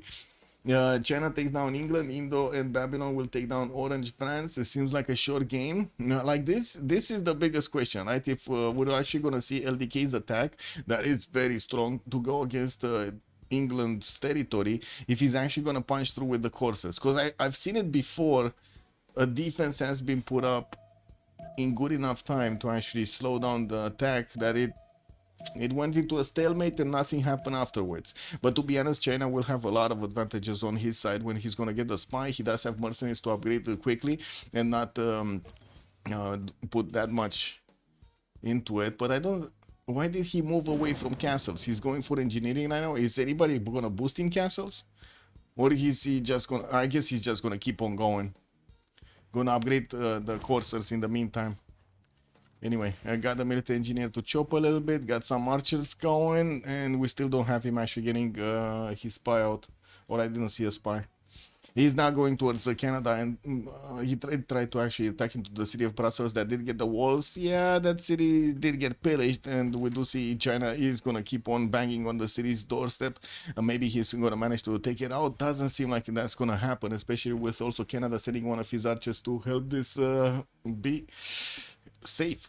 Finally, an encampment from Quebec City, while we do have Hamilton being set on the western side. I do see Hong Kong is also going to be taken out by the Canadian horses to give himself an extra city slot over there. Okay, so units in Nazca are starting to get ready. LDK is getting mercenaries next turn, but he's also discovering engineering next turn and not castles. And we do have Krudlov getting his castles in 5 turns, but without that many units. He does have 2 of these horses deployed in the city of Tours, towards the southwest, towards Babylon. While I do notice he did manage to get Zhang Heng as a scientist, he's building up his horse count. We're going to need to see if he's actually going to want to be aggressive here against the Babylonian defenses of Veshuna. Oh, wait a second, he's actually sending some units. He did send Sun Tzu towards the city of Anshan. That's pretty good. Poggy woggy. Poggy woggy. So if the scientists got picked up, did we see Hypatia? No, we didn't. We did have France picking up another 2 of these writers, and I do see Canada got Ovid over here as his 1, but it's 3 for France and only 1 for Canada at the moment for the writer recruitment. And while they do need 75 for the next ones, wait a second, that's kind of... I missed 1. Oh, we got 4 on France. Okay, that's we got 4 on France and 1 on Canada. That's what I was missing. It looks like these horses are starting to bang on Anshan. They do have some pillages, also 2 mines, and from what I do see, of course, Babylonian Anshanian campus. Indo seems to pinch England. Yes. Well, Kumasi did get the walls up, and the Indonesian horses are not going to be strong enough to actually punch through it. There is an archer there that is going to try to do some damage, and I do see another swordsman. I think he just got to buy it, right? Amori actually bought that swordsman in Kumasi to try to keep the city safe. LDK castle 6 turns. Is he gonna keep all of the units? I guess he will keep all of the units in Nazca to go for the stronger ones. Pyramids did get finished in the city of Lyon from Eleanor, France. Alexis Kremp still has 0 defensive units on the western side towards Persia, but I gotta say, you know, you gotta be honest with this. JR doesn't have any offensive or defensive units of his own either. He did manage to get the Tushpa city next to that exploding volcano in the crater lake, and he's gonna put another city towards the north there. I do see he started on his industrial zones to get some of those extra points of production going, and has quite a bit of extra science and culture. Not that much science, 28 science and 60 culture already, with a few a few of these campuses down, but unfortunately they're not actually that good. We do also see chateaus are starting to come around here from France. Unfortunately they're not placed in the position to get the double production points going. Okay, so Anshan kind of looks like it's gonna die in 2 turns. We do have another 2 horses being sent towards the south, and I do see Liege is actually putting a few defensive units in the city of Veshuna, and also getting some defense in Borsipa. You know what the problem is here? If he's taking down Anshan, he's just gonna go through the middle. No, he's not gonna go through the choke points in Borsipa or in Veshuna. He's just gonna go middle. Wait, Ola is telling me that France is taxing more the work than Romania. In particular, in France, employer cost is very high, around 25-42% depending on the salary. Yeah, that's basically the same. What do you mean? Yeah, that's how it is here also.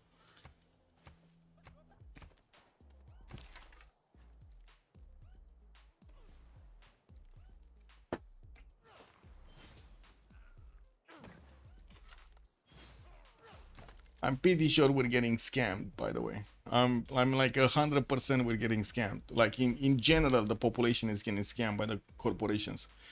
It is what it is. We do have encampment training projects from Canada. He's gonna get going for these general points. China didn't send a single unit again towards the southwest, so we do not have anything to see there. We do have LDK starting to actually... Oh, man. He's just late. I don't know. I guess it is what it is. He's late.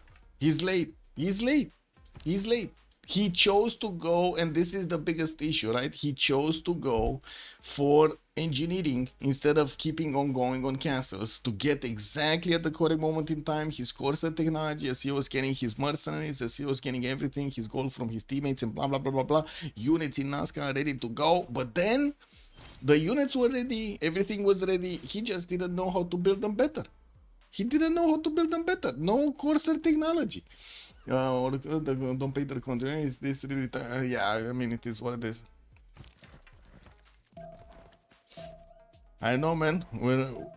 I'm watching and laughing at TV. This is incredible.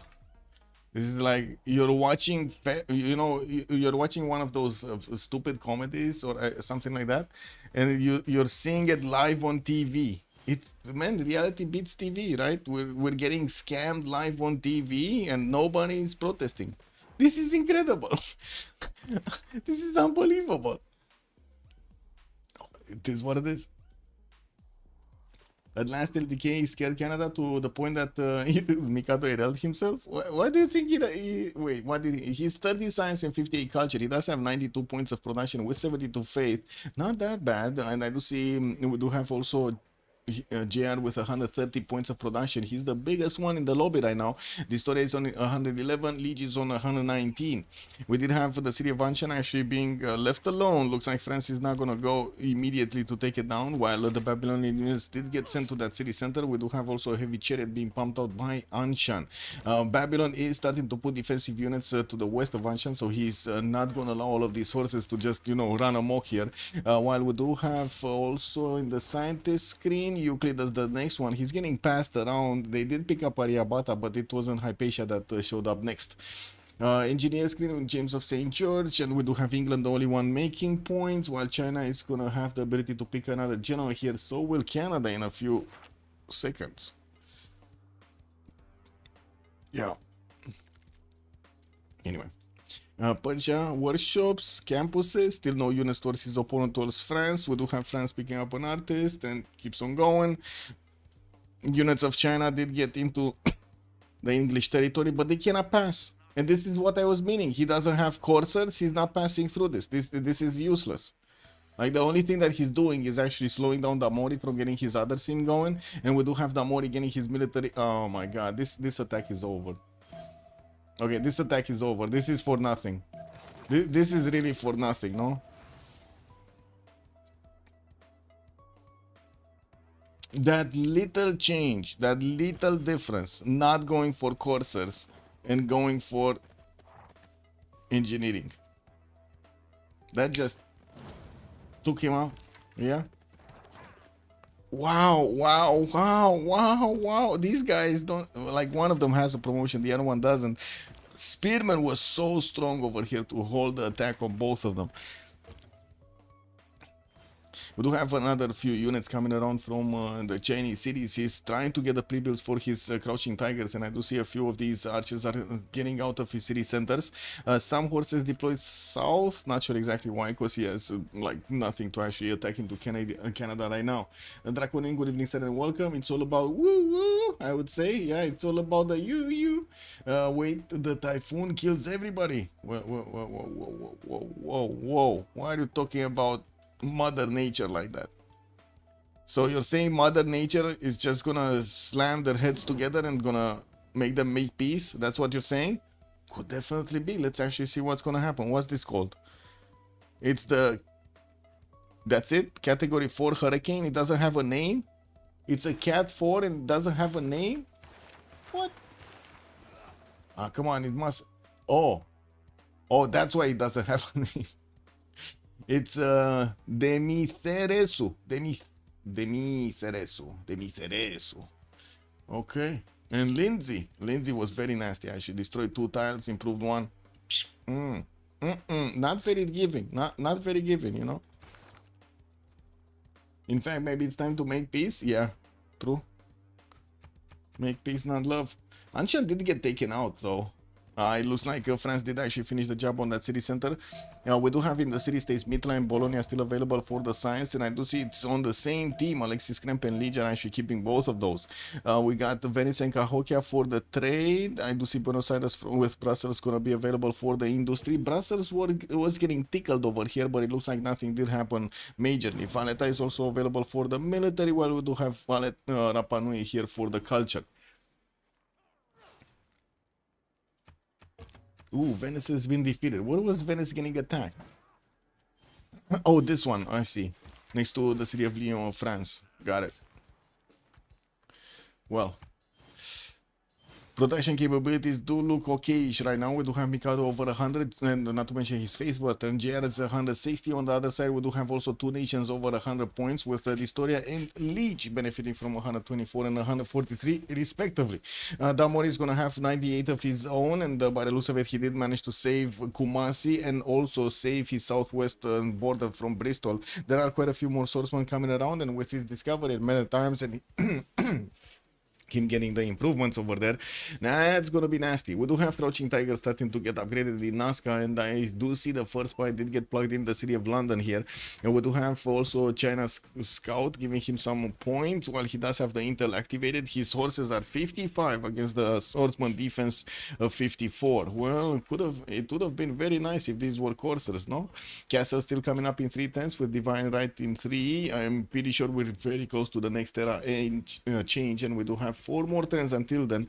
That's just enough time for him to actually get his points on the board. No, he's 49 out of 50, just needs 1, and I'm pretty sure he's gonna get it. Terracotta Army in the city of Taiwan.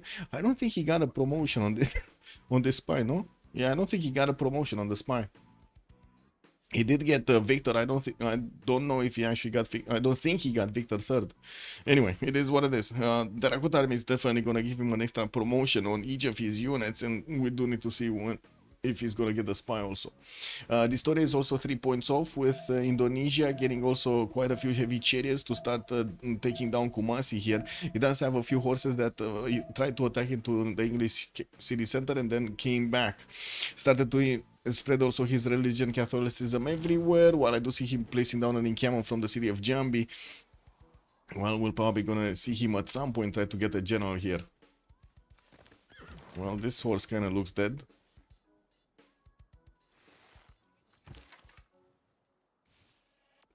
Promotion, no? 4 coursers, just 4 coursers. We got 1, 2, 3, 4, 5 more horses, okay. I hope he's not gonna send them to the south though.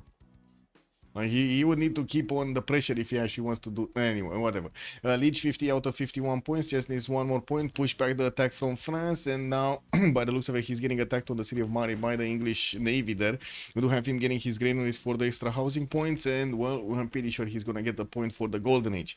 Alexis Kremp is also securing his Golden Age, 55 points out of 49, and we do have him 27 science only with 103 culture. He did prioritize getting his theater squares over his campuses, but I'm pretty sure he's gonna start switching, and that's exactly what we're seeing here. Multiple campuses getting built, while he's also going to place a few more settlers here and there.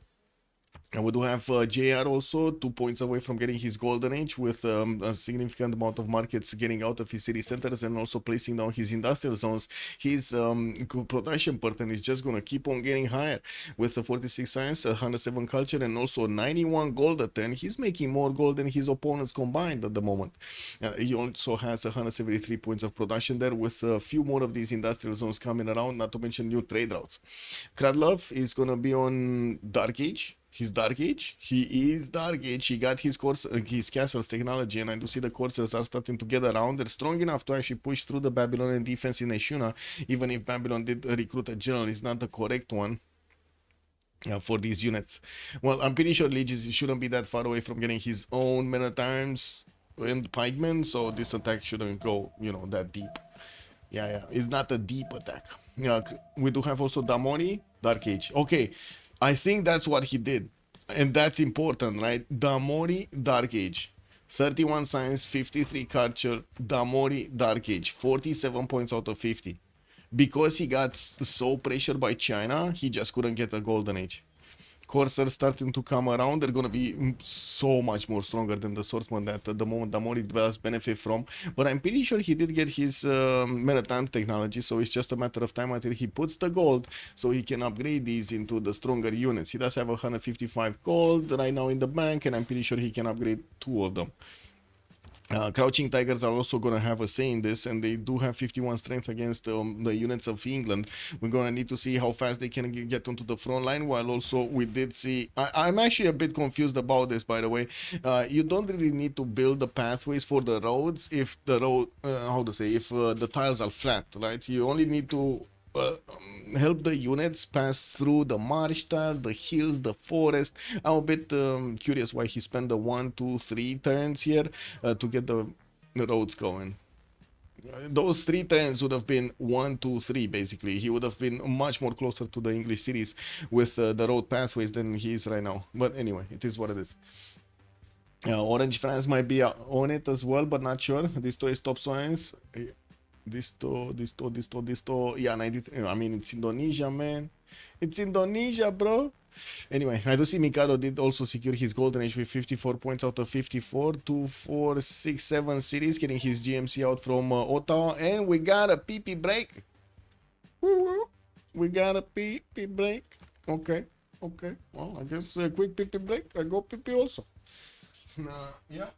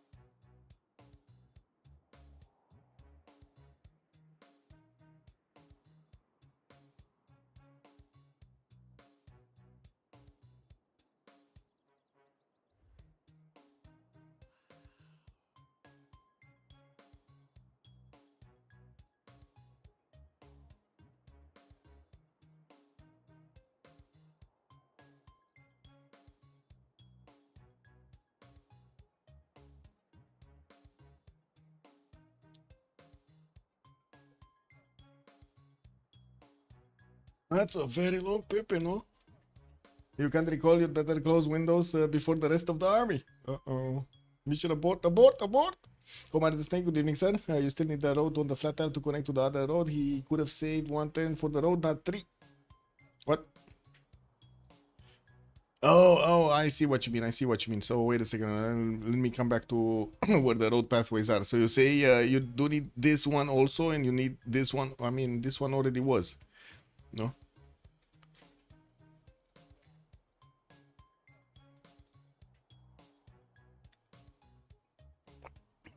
I'm pretty sure I saw this being done multiple times actually, with only the hills actually benefiting from the roads or the marsh tiles, and it worked fine. Daniel, good evening, sir, and welcome. France is not contesting terracotta. He's getting his intelligence up, and I do see some aqueducts, but not terracotta army. No, Uzetian is gonna get it. By the looks of it, uncontested. 7 turns to go. We do have 2 chops available. And I do see also he's getting that intelligence in 6. We're gonna wanna chop this also quick, much faster than the Terracotta Army, so he gets that free spy from it. Yep. How are you doing tonight, Daniel? How's the summertime treating you? It's kind of hot here. I'm surprised he's spanning like Cav on LDK. Knight's crossbows is an actual push. Yeah, true. True. I'm pretty sure we're gonna see England upgrade his mana times here, and this is gonna go harder and harder. But the thing is, it's actually easy to actually deploy these crouching tigers. He does have the, these open hills that he could attack into the defensive units of England. At least that. And there are some units also from France that are coming around here to the north of Newcastle upon Tyne. Looks like LDK is just keeping this to see what's going on. I don't think he can actually jump into the water. And we might actually see Newcastle upon Tyne being taken over. Let's see if we're going to have LDK. No, he's going for his apprenticeship, not going actually for shipbuilding here to get those units in the water.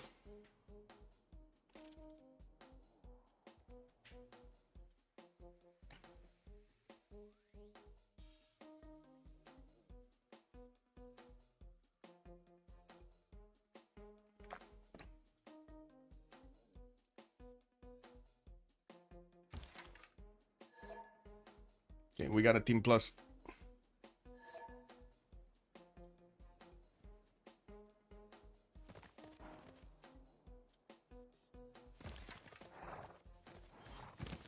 Okay, first Corsair showing up. So now Damori will have a very serious incentive to actually upgrade his units. Very serious one. Krylov is also getting military tactics next turn, and I believe we're like, what, 1 turn away from the yeah, 2 turns away from switching the era. 5 turns intelligence. France is still sitting on 5 cities. I don't see any new settler coming around from him, so yeah, I think this is a mistake actually from France, from Krylov. He would have really needed a lot more cities, especially if he did have peacetime here.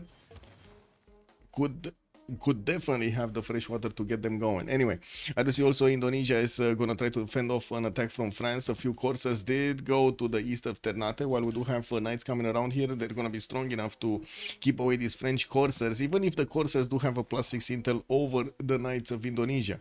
Intelligence also coming around from Mahapahit, with also Surabaya starting to get those catapults going, so he can attack into the English city of Kumasi here. We don't have yet Indonesia actually deploying a good enough army to take on the city center. What we do have is LDK actually showing up on the front line of England, and we do need to see these crouching tigers actually getting over there so they can start doing the initial damage on the defensive units of England, so it makes them squishier for the Corsairs to take them down. Let's see if also the military engineer is going to be fast enough. Looks like it will take him at least 3 more turns to actually connect these tiles and make it much more easier for the crouching tigers to actually move around and start shooting. Era score screen, we do have everybody on the left team, on the Ulyss team, managing to get their golden ages, while Krylov and Damori are going dark here. Looks like Mikado did secure his, and we do have JR also securing his.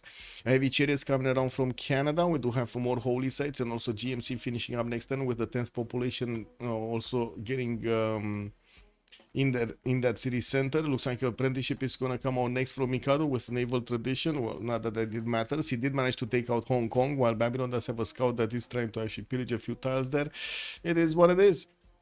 And there are a few Corsairs from LDK that are being sent here towards the Canadian borders, and by the looks of it, he's gonna try to get this direction going, like through the south, and then directly to the western side. We're gonna need to see him cross the river over here and actually have a direct pathway towards Victoria. Add last somewhat and blood. Okay. Yeah, in game. Terracotta army. Oh, he did put the chop in the intelligence, and we'll finish it next. And while he does have the chops here from Taiwan, he does need the Terracotta army to finish in 6. And did he start to attack into these units? Chipped away at the strength of this mana time. Doesn't seem like the Corsair actually took that much damage when it attacked into it, and I believe that's gonna be a dead mana time soon. Does this crouching tiger actually have movement? Yes, it can actually cross the hill and start shooting.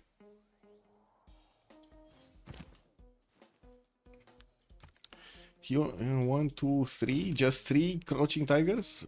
Okay, Trebuchet coming in, more Corsairs coming in. He does have also a builder here in the city of Nazca that might actually help him get some chops going for his units. While I do see them, of course, crossing the threshold into the next era. The Kradlov and the Damori Empire, Dark Age. This is gonna be terrible actually for Damori. 42 science and 33 culture, while Decay is 49 and 35. Not only that, but he does also have the stronger stick against him. Already. Ataraxian, good evening, sir, and welcome. Why Canada has so many +1 holy sites? What religion does he have? I think he went for Feed the World with lay ministry, so he's getting a lot of food and housing coming up from his shrines and temples. Not to mention, we'll get the culture going for his theater squares. I think he's fine. He's fine. He does need a lot more campuses, and that's exactly what he's working on the next districts here. Campus coming up from Ottawa in 2 turns. Terracotta army also did get chopped. Next time we're gonna see a level 2 spy getting promoted here in the city of Shendu, and then probably deployed in the cities of England. We're gonna need to see if it's gonna be Canada or England that's gonna get, you know, the honor of holding that spy in his territory. That poor Bristol campus getting pillaged again. Yeah, I mean, you know, you gotta squeeze the extra science from anywhere you can. Also, with Terracotta Army finishing all of these units, will get the promotion, including the Crouching Tigers, which is going to be super valuable. The extra damage on these units are going to make them so hard to defend. So hard. With engineers getting the pathways going. Looks like he's going to try to get the pathways towards the south of Bristol here. Get it going like that.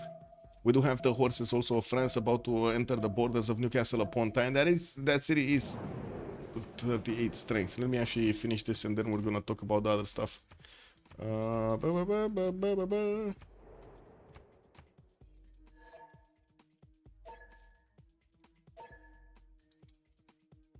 Okay, then we go. 2 minutes as a pause, and we're gonna come back to see how things are gonna evolve here with China trading punches against England. Someone is in trouble.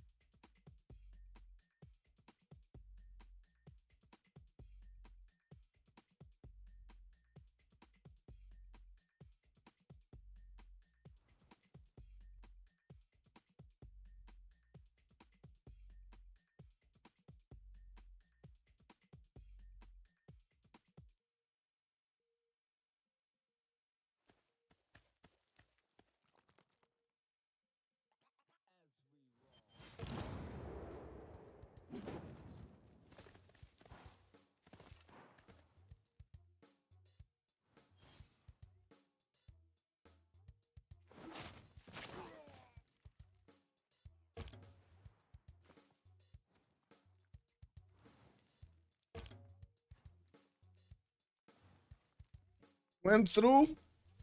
Well, the spy is not there yet, no? The attack, yeah, well, I mean, he did manage to get 2 tiles next to the city center, and by the looks of it, there's no job available yet. That city center is gonna get bonked by the Corsair, and I think it might actually be taken before the Ancient Walls go up. Yeah, there isn't that much strength on these Menotrans to actually counterattack into the Corsairs. They're a bit too strong for him to counterattack. Bristol does look dead, yeah. Bristol kind of looks dead. We do have intelligence coming up in London in 2 turns, but I do think we do need to take it one Civ at a time here.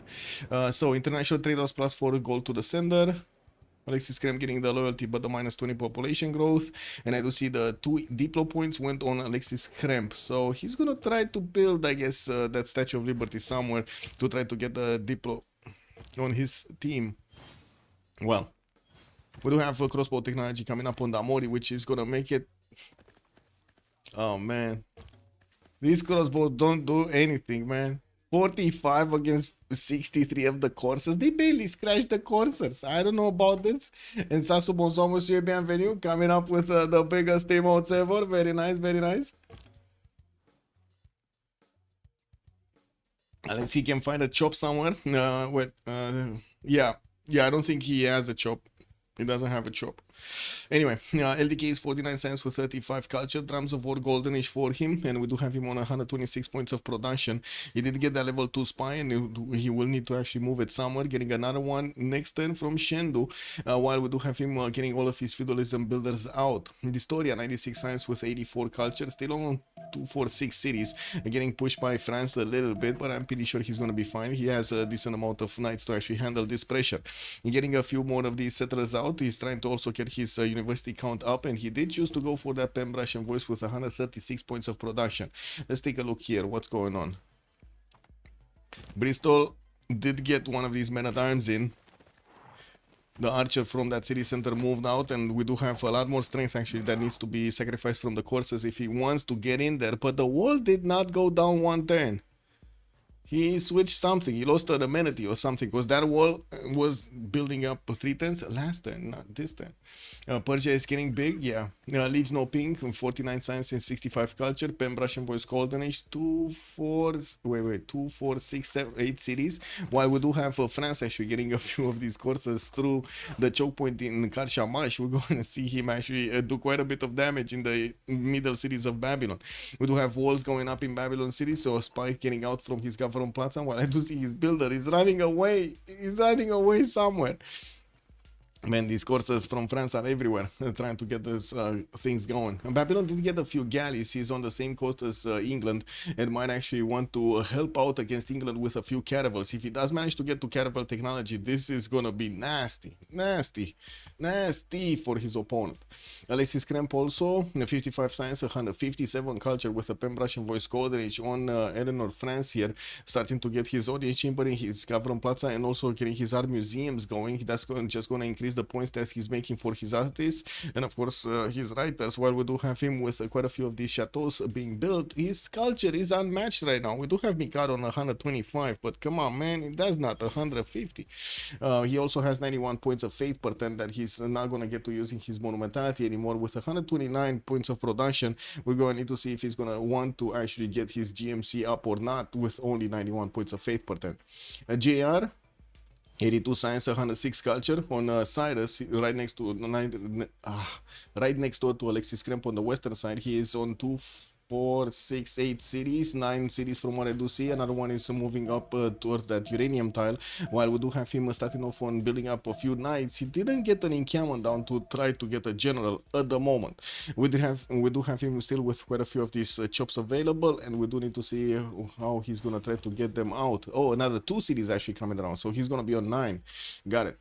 Kralov 55 science and 46 culture on Catherine de Medici, trying to pillage as much as possible from Babylon side, and we do have him getting into the borders with a few courses, and by the looks of it he's trying to build new ones in the city of Tours and Amboise. Unfortunately, he didn't actually build that many cities, and it will hurt him in the long term here. And it shows in his stats, right? Only 55 science and 46 culture. He's also not managing to get the golden age. He's in a dark age, so no Pem Russian voice bonuses, no free inquiry, no nothing. Damori also 35 science, 33 culture. I think he's gonna lose the first. No, he's not actually. Wait, this one doesn't have. I guess it is what it is. He can use the catapult. Where is the catapult? There was a he's gonna use the trebuchet, and I do see James of St. George is there, so if he's not gonna get the walls next turn, he would have gotten the walls next turn anyway with the engineer. We do have a few crossbows that are trying to push back these courses here from China, but they're not managing to do it much, and by the looks of it, China just keeps on pounding down the units of England, overwhelming him with the sheer amount of power here. His courses are 64 strength against the men-at-arms on the defense of 64 strength with a lot of support on them. While we do have the Crouching Tigers managing to get 56 damage. That's before he's getting the promotions up. He still has his spy on the move, and I would imagine it is on the move towards England there to finish the job. But another possible location would be actually to send it towards Canada. And well, Canada did upgrade a lot of his knights, and doesn't seem like he's gonna have a problem actually fending off the units of China. There are quite a few coursers on the right side of Canada. Mikado is on 51 science with 142 culture. I do see them actually having a bit of problems with the gold. It's just GR managing to get more than 157 points of production. Also Mikado with 109 faith. Mikado did get a golden age. He's on a pen brush and voice and getting his campuses up from Victoria and Quebec City, while we do have holy sites from Toronto there.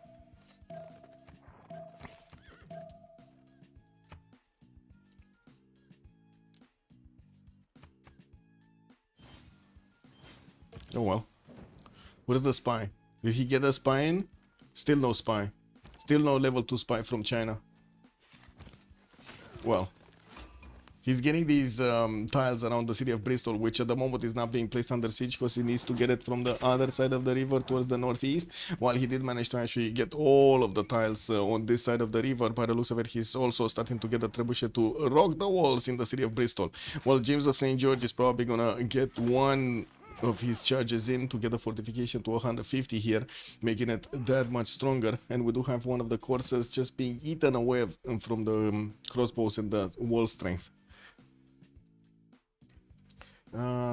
Wait, don't know, I'm just saying knight is 10 gold more for higher CS, combat strength and better promos. So yeah, it smells good for Ulyss.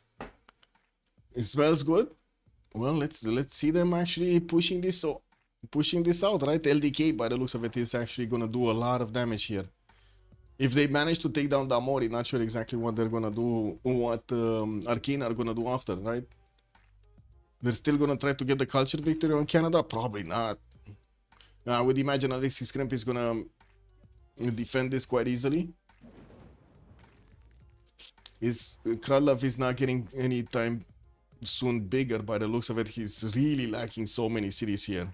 Really lacking. We do have Leech that did manage to actually place quite a few cities. Yeah, he's having a problem with the courses, but that's soon gonna finish. He's getting a few more knights out and hunting them down while he's putting down a few more campuses from his newly built cities. We do need to see if he's actually gonna go top 3 so he can upgrade the galleys and start attacking into Damori cities on the coast. This is gonna be super important if he does manage to get the fleet out against his opponent here. Wait, is this not activating? Click on it, man. Click on it. Oh, we might not see that activated. Where are these units going? France is actually also gonna invade England from the north. Ooh.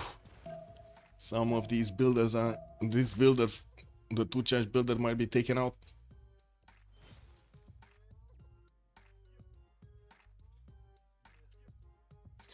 Oh, Sabir, good evening, sir, on YouTube. Tangai, also good evening, sir. Valoris, hello there, sir, and thank you so much for joining. I did see also Papas, good evening, sir, and welcome. Uncle Gwendolyn, good evening, sir. What was Flash Neo going on about?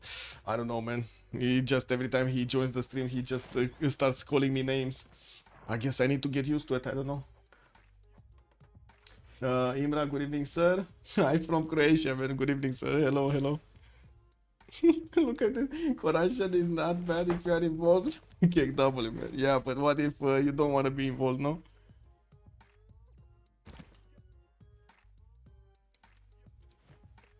Okay, so Bristol is the first city that has been taken down. We can actually finish up the prediction here. We did have Team Ulyss managing to get the first city. That's it. Beautiful, no? Boom! We got the points coming in. Let's put out the prediction for who's gonna win this game. Also, I think we can it is what it is, man. I gotta say, Echo Supreme, it is kind of weird because almost always the first prediction kind of tends to be the same as the second prediction. Who's getting the first city might actually like has a very high chance of getting also the win. But anyway, we'll see. We'll see how things evolve here. Distoria with Indonesia does have a strong enough empire to trade punches with Cyrus. We do have also Alexis Krem, very, very good stats here. Yeah, Leech not that big, but LDK is going to manage to actually punch through Damori's defenses relatively quickly here. And by the looks of it, we do have France from the north also sending a few units to keep on pillaging, you know, doing the destruction over here in the Damori's cities. We got a few pikemen also coming around, which are gonna die very quickly to the crouching tigers, especially as they're getting their promotions. These guys are gonna start being extremely deadly. What is the level 2 spy? Still no level 2 spy. Did he? Oh my god, he sent it here, man. Like, oh, LDK, he sent it to Quebec City. He didn't send it to the north. We do have England actually getting to levy Brussels. He might actually want to take out Rapa Nui or something for a safety settle. He desperately needs to get some form of a safety city. With Indonesia also building up his army count in Surabaya, we're going to see him start to get that army towards Kumasi, which is rebelling anyway. I guess he doesn't need to take Kumasi down. That city is just going to rebel to free cities in any case.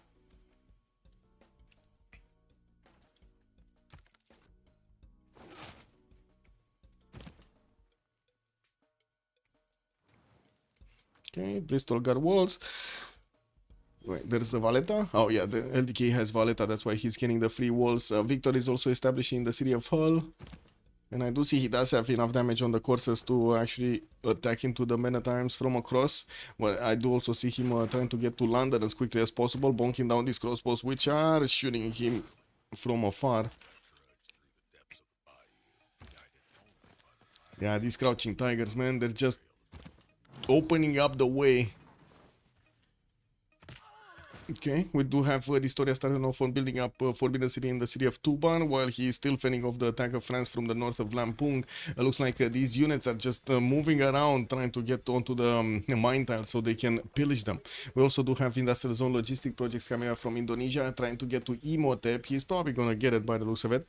While in the scientist screen, we did have Hypatia being picked up. It was Indonesia that did manage to get the free library, and of course the extra science on each of his libraries, jumping up to 160 science with a pen, brush and voice golden age and 100 culture. This is very good for this story, very good. Also, he did manage to get another settler from Surabaya, which I would imagine is gonna go okay either on the lake or on the river. Looks like he's choosing the river here, while English city of Kumasi is gonna rebel next turn. I don't really see him with enough strength on these units to actually take it back, right? He doesn't have caravels, he doesn't have frigates, he doesn't have... He only has a single swordsman, which is basically, you know, the strongest unit here. Only two units defending the city of Hull. He did manage to take out that man at time that was defending there and pushing forward. He does need to actually get the crouching tigers to take out the pikemen, because these coursers do not have enough strength to attack into the pikemen properly. You know, I'm pretty sure he's gonna be fine here. Does he have a road here? There's no road on this tile, on the ivory tile. That's a bit unfortunate. Like, he cannot move his crouching tiger immediately into the encampment or onto the ivory tile so he can attack. Oh wait, he did. He did. So there is a road. Movement cost 2. I don't see. Anyway, it doesn't say.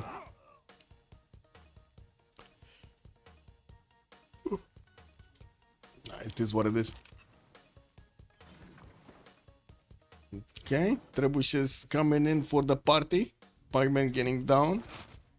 The city of Hull does have a crossbow inside of it. It doesn't have that much strength, but it did manage to get one of those charges from James St. Georgian.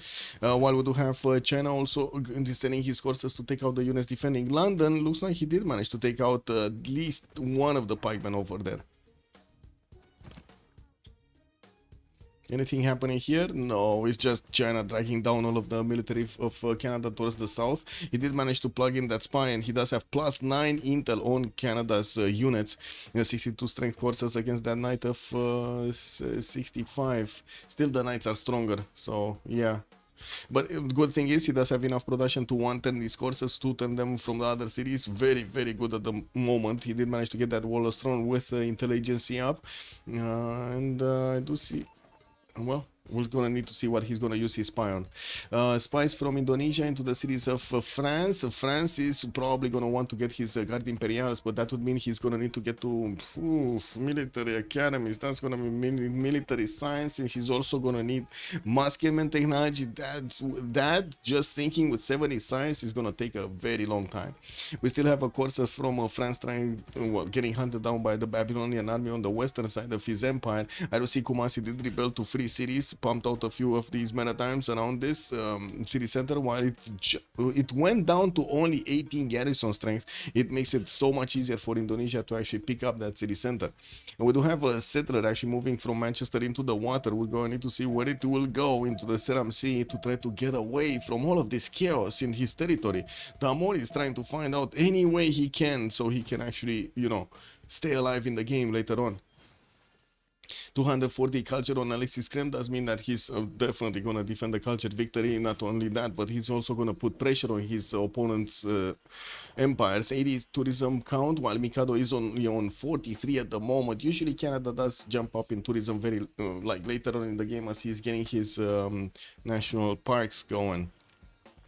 Okay, Crouching Tigers getting into London East territory. We do have Pikemen still getting out of that city center with a catapult that needs to actually move forward onto the onto the tiles next to London. The city is starting to get hit over there. We do have James of St. George spending one of his charges on that city center, also making that city 150 fortification health.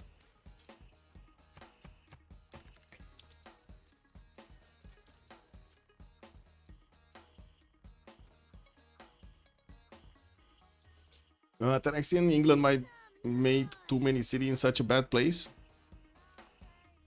I mean, it was his chance to actually keep out his opponent here. Keep being alive. 2, 4, 6, 7. I don't think actually 6 cities built plus 7th one Kumasi is being taken out is that big, that much though. I definitely think, for example, what France did is a bit too little. Like he would have needed at least 3 more cities here, at least 3 more cities to keep up in the next part of the game. He's only 70 science and 61 culture with 127 points of production. Look at these opponents here. All of them across the board have more production. All of them. 300 points of production also on Cyrus. Looks like nobody's matching that number from the other side. We do have Cyrus managing to get a lot done. Isodor of Miletus did get recruited. Looks like wait, he wasn't built. I don't know which one that is he gonna try to build with this one. I guess we're gonna need to wait and see which one is it. You know, while he's starting off on his university, his science per 10 is gonna go much higher soon. We do have also him making the goal for his teammates with 126 goal per 10. Just as Alexis Kremp, his neighbor, is making the goal for his opponents with 116 goal at 10 there.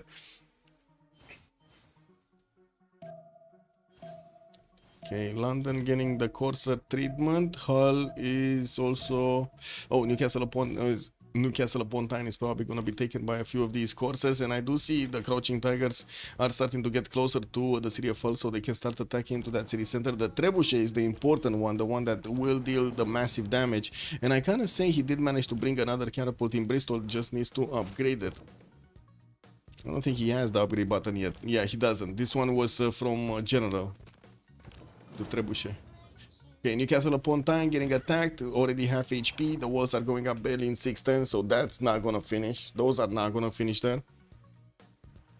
City of Hull starting to also get taken down. We do have the Babylonian galleys starting to go around towards the city of Mari, while that Kumasi city center has been taken down entirely. Historia did manage to finish the job quickly. He's sending his knights towards the city of Bradford next, and also Manchester, where I do see James of St. George, the engineer, will try to build the walls. There are a few trade routes also. Where are these trade routes going? To Amboise? How are these going to Amboise? Wow. Oh, he got this started off when Kumasi was here. So all of these are gonna get pillaged when they're gonna get onto the land. Interesting. Well, that's unfortunate.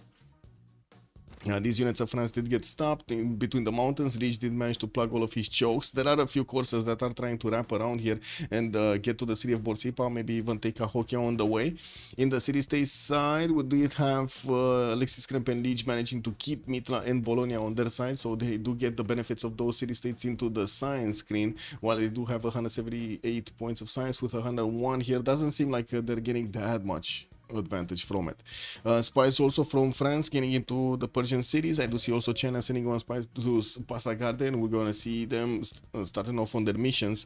The first one actually from France is trying to steal the gold from Hangmatana, while I would imagine this one is going to do the same. Right now he's actually trying to neutralize the government in Passagarde. That's going to be a lot of damage, a lot of food and production is going to be taken away there from those internal trade routes that are shaping up everything.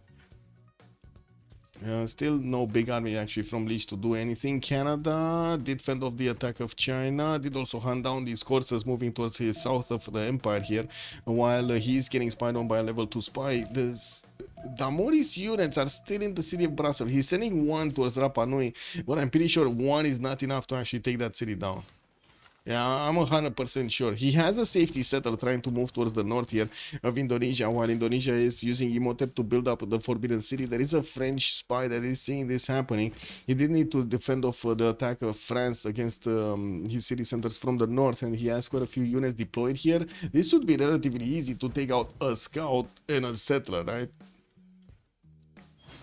London half HP, the catapults are taking a bit of damage, shouldn't be a problem, while we do have the trebuchet still attacking into the city of Hull here. More of these horsers are getting upgraded into the courser technology that he has. Newcastle upon Tyne is also so strong, man. Is he gonna sacrifice all of his units to take that city down? Like all of these 3 units to take that city down? Kumasi might be too greedy. Yeah, might have been too greedy too, especially in between 2 of his opponents, right? He got that city right in between his opponents. We should have a side bet on will Damori escape. I wish I could get that prediction going, but Twitch is not allowing me to get 2 predictions at the same time. Oh my god, there would be so many more predictions that I would do if I would have that option, but I don't have that option, unfortunately. It is what it is, boys. Tingles. Now this sound is for the people who call out.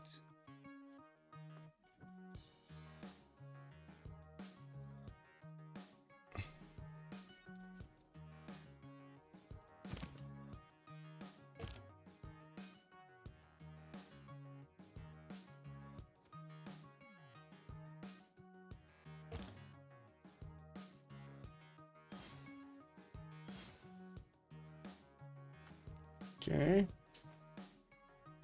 Oh, Colosseum build in Babylon's territory. He's gonna manage to get 1, 2, 3, 4, 5, 6 cities or 7 cities. Colosseum, 2, 4, 6, yeah, 7 cities Colosseum. Very nice, very nice, very nice Colosseum. Is this, wait, is this also 2, 4, 6? No, this is 1 turn off the Mari city. I guess it is what it is. He couldn't have put it closer anyway. There are no flat tiles there. Still 6 cities is 6 cities, man. Wait, 2, 4, 6, 7. 7 cities actually. 2, 4. Yeah, 7 cities. Pretty good. 5 turns to get it going, and I do see he does have a few builders, but I don't see any chops for him to actually get going. Pretty sure they're just gonna get the mines up. You know, we do have also France trying to keep punching Babylon's units from the eastern side. He's getting his courses on the south and around the mountains. I do see he has one of these generals, but it's kind of lagging behind his military. Trunk is available for him to use. There are quite a few crossbows for Cahokia to also defend this, and from what I do see, Cahokia is the Storia city. So yeah, I guess it is his opponent there. Yeah, yeah, that's not gonna go down nicely. We're gonna have a lot of damage here done by the crossbows quickly. We do have also Newcastle upon Tyne being taken out. That's a second city from England that did go down. Actually, a third one if you take into account Kumasi. While the military of Indonesia is moving towards Bradford, we do have also city centers being sent over there. We do have also Newton recruited by the Storia, while that means also if Fadlan Khaldun is available for them. It looks like Persia did manage to pick it up, while Galileo Galilei got picked up by Catherine de Medici, France. What did we have here? Did we have more? Oh, A very early musician being picked up by Eleanor Vakuten, Yatsushi Kengyo. Both plus CS on Ulyss. Can Persia solo win this? That's a good question. That is a good question. He does have 225 science and 140 culture, but I think alone he's not going to manage to do it. It's going to be very important how France is trying to actually get going his bonuses for the next part of the game. He's trying, he's trying to get to his Guard Imperials with the Manatimes getting a hard build right now, or I should say pre-build for those Guard Imperial upgrades. He's also getting a few more courses and building up his production capabilities here between Bordeaux and Amboise with one of these industrial zones, a plus 12. That's pretty good. But I do not see him actually evolving his empire good enough to keep up with the explosion of science and culture that Hammurabi will have, not to mention the production in the next part of the game, which will probably give him the opportunity to defend off those Guard Imperials, even if they come against him. While Damori's empire is being torn apart here, I do think the Trebuchet actually got taken down. There's no more Trebuchet. Where is the Trebuchet? Zero Trebuchet. We got catapults that are going towards the city of London by the looks of it. I don't know what I am. Give me a second, let me drink some water. Okay.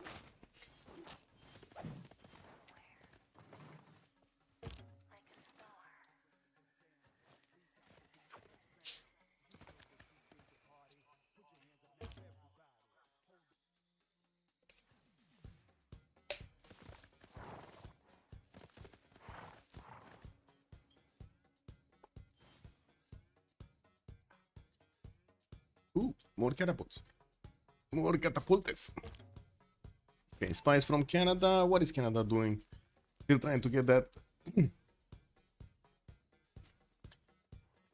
culture. And I do see him with quite a few art museums coming into his empire. He does need to also fend off the attack of China against the units of Brussels. Those were levied by Damori, but by the looks of it, LDK does have a lot of courses coming through. We do have also LDK 110 away from getting military science, so he's going to get the opportunity to actually upgrade these courses into CAV technology, which is going to make them so much more stronger, especially since he does have a level 2 spy over his opponent. Plus 9 intel, plus 6 intel actually right now from his bonuses against Canada. And no more intel on England. Even though he does have a spy, it's not a level 2 spy.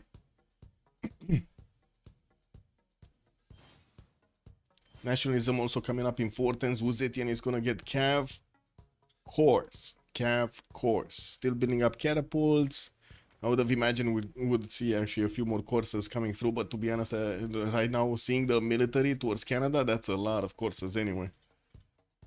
We do have the time ticking down until the next era, and by the looks of it, we're gonna have like 8 turns to go. We're gonna need to see if they do manage to get the next golden ages for the reform the coinage to give them those extra gold points. Right now, their economy doesn't look that great on either side, but at least they do have enough to actually upgrade their units. We do have also JR still keeping up with the biggest production in the game, while Distoria did manage to also catch up on the science screen on 204. It does need a lot more production, 217 points. Getting also 5 turns of Forbidden City in the city of Tuban, while Newton is waiting to actually get activated in the campus of Lampung. He's going to build up a library over there and a university in that city center. And we do have Indonesia also building up a junk to start to attack into Manchester side, while England is getting that city on the coast here. It looks like also James of St. George is trying to actually shadow that city center, so that settler, and so he can actually, build up the walls. More pillages being done. LDK is squeezing out every point of science that he can from his opponent, and also doing the damage against these walls of Hull and London, slowly but surely taking down these city center strength.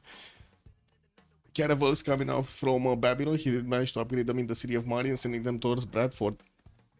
He's gonna get to put the city of London under siege, and will make it much more easier to actually take that city down, while Bradford is also gonna get attacked by the units of the Historia. He definitely needs to get something to take down the walls first. I don't think the caravels are gonna do that much damage against his opponent, and it's not like we actually have quadrim pre-builds for the frigates. We do have in the tech side also the Historia going squaring. I think he did finish it. Damori going apprenticeship, Mikado castles. Where is the Liege is okay, so Liege is going square again. He just needs to actually get one of those quadrims out somewhere. 2 turns for Colosseum to finish in Karkar, while we do have a few more of these melee units coming out from France to get upgraded into his stronger unit, his Guard Imperial. I don't see enough pre-builds for him to actually get an attack, a successful attack going anywhere. He has a few courses to the north, a few courses towards the south, a few of these men at arms here and there, but it doesn't look like he has a concentrated military that he could actually apply against his opponent anywhere.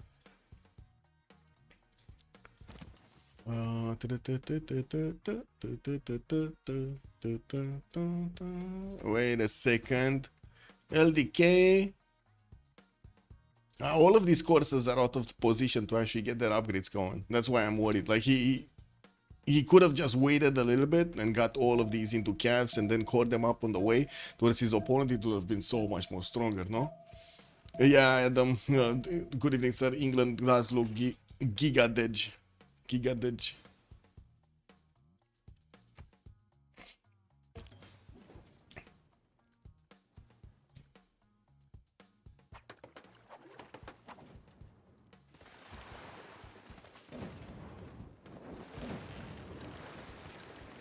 Okay, Caravel starting to eat away at the defenses of Bradford. It will take them at least one more turn to get to London to put it under siege. And in the meantime, of course, the catapults and the crouching tigers of China are just going to keep away the wall strength of London.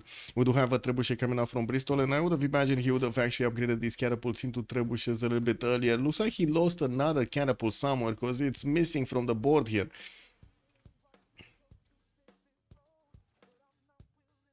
France has Mitla. What?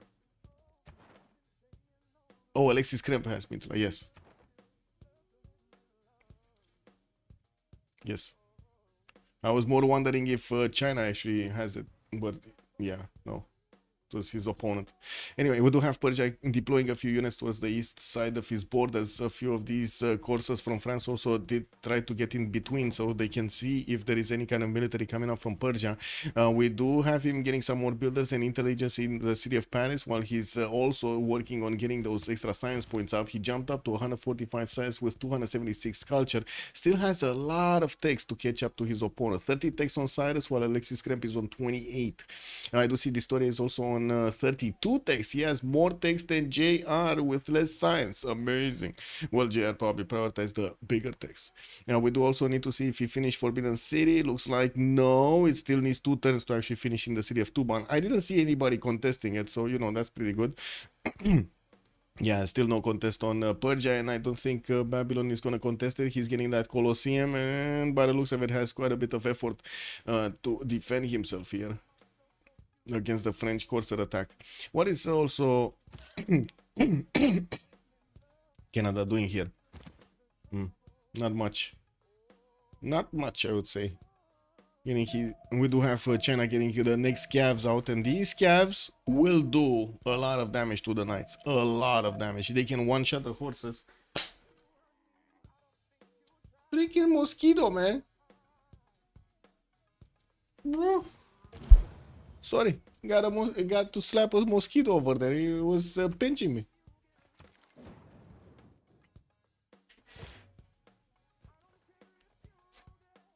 Nasty. Nasty mosquito, man. Trying to suck my blood. Nobody contesting wonders tonight? Yeah, doesn't seem like they are actually contesting wonders.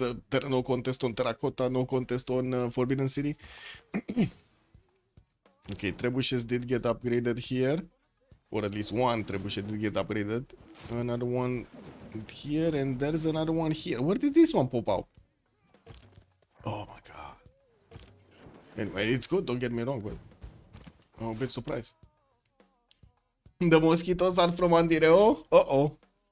Oh my god, man. I'm against all forms of animal violence, but that's an insect, man. That's why I stopped considering mosquitoes as animals. Yeah.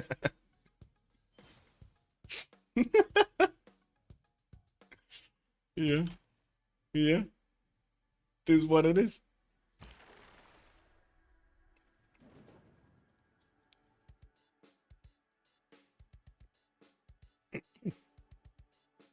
Okay, so finally the city of London is being placed under siege with the arrival of that caravel. Still not enough damage being done from the caravels against the city of Bradford.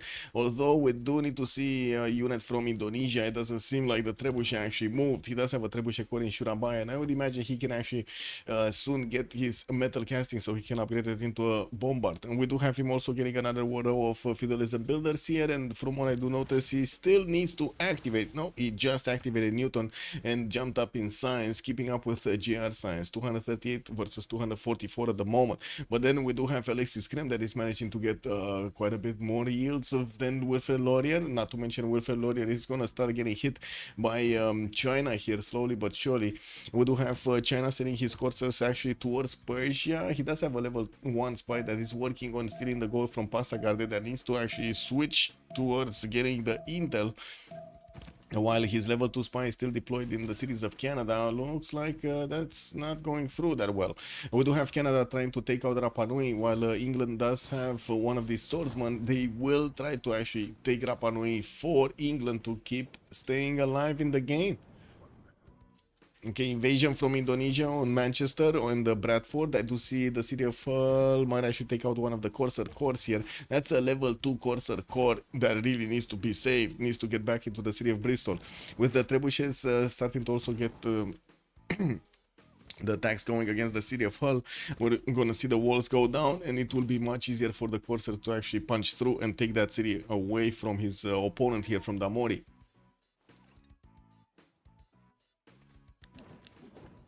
Kick.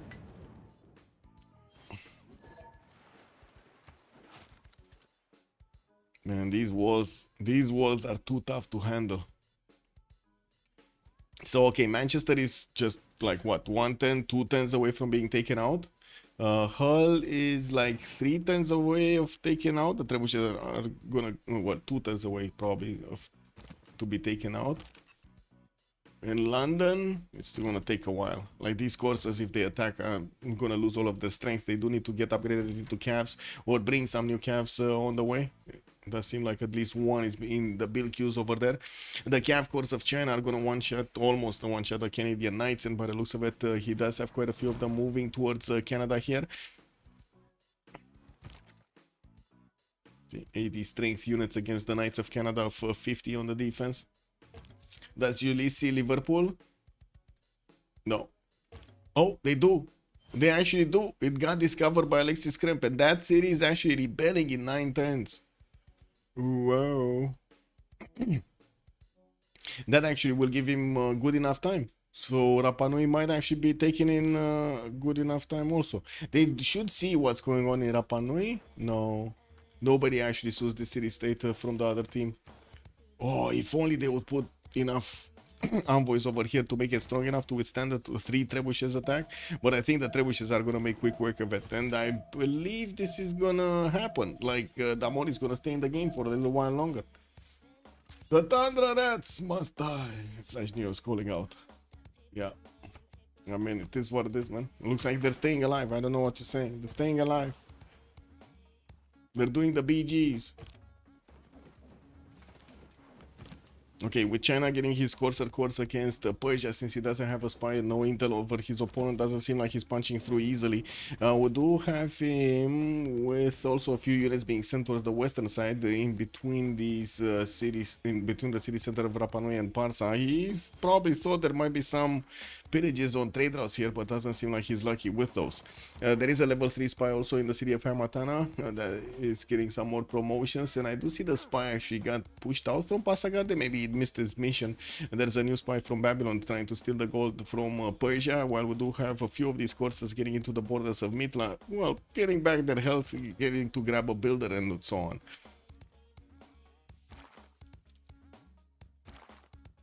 Okay, city of Hull has been taken. All of that military is going to go towards London. Manchester is also going, easily be taken out with the help of the Jong over there doing the damage from afar, while the city of Bradford is also slowly losing its strength. There is a Babylonian frigate that is taking down the walls there. So soon we're gonna see this empire fall here. We're gonna need to wait and see if Rapa Nui is also gonna be taken by the English Empire. There are 3 more turns for that unit to stay on the board here for Damori, and I'm pretty sure he's gonna get the goal to levy it another time if he needs to. And that's still gonna mean basically that they're gonna be in a 4 versus 3 situation with good enough science on Ulyss to actually keep up with the next part of the game. Not to mention they do have a significant chance that Eleanor could actually get enough tourism to get the culture victory, especially if Mikado is gonna be the next target of Vuzeti, and he's just not gonna have the time to get that defense up on the culture. 220 production here, 244 on Babylon, 236 on Distoria, while on the other side we do have the biggest boy in the game, JR, with 429 points of production on Persia, getting his encampments finally up, 1, 2, 3, fourth one being built in the city of Tushpa, while he's also getting all of his industrial zones into the north there, getting built for those extra production points. He did discover industrialization, getting his factories and the extra point of production on each of his mines here. Very nice, very nice. Imagine if Damori captures Rapa Nui and misclicks. You know I'm gonna laugh for 30 minutes straight, right? That's just gonna be insane. That's just, yeah. I can even see it now. Picture of Damori with misclick. Anyway, we'll see. We'll see if he misclicks. I don't think so, but let's see. Oh, this is the time. And he did take it. And he kept it. He kept it, guys. He kept it. It's fine. Wait, did he just delete the builder? Oh, he put... he raised it. Sorry, he deleted it, got a settler, and raised it. Did he... Oh, he took... sorry, he took Kumasi earlier. He couldn't have kept it anyway. That's why. Manchester has also been taken away. Bradford lost its wall defense, and we do have London also about to lose its wall defense. Yeah, it's fine. You know what's the problem here, right? If London is gonna be taken and Bradford is gonna be taken before he actually settles, you know what I mean? He does need to settle spam B, basically. He needs to spam B. Good thing is he's the host, so he should be fine.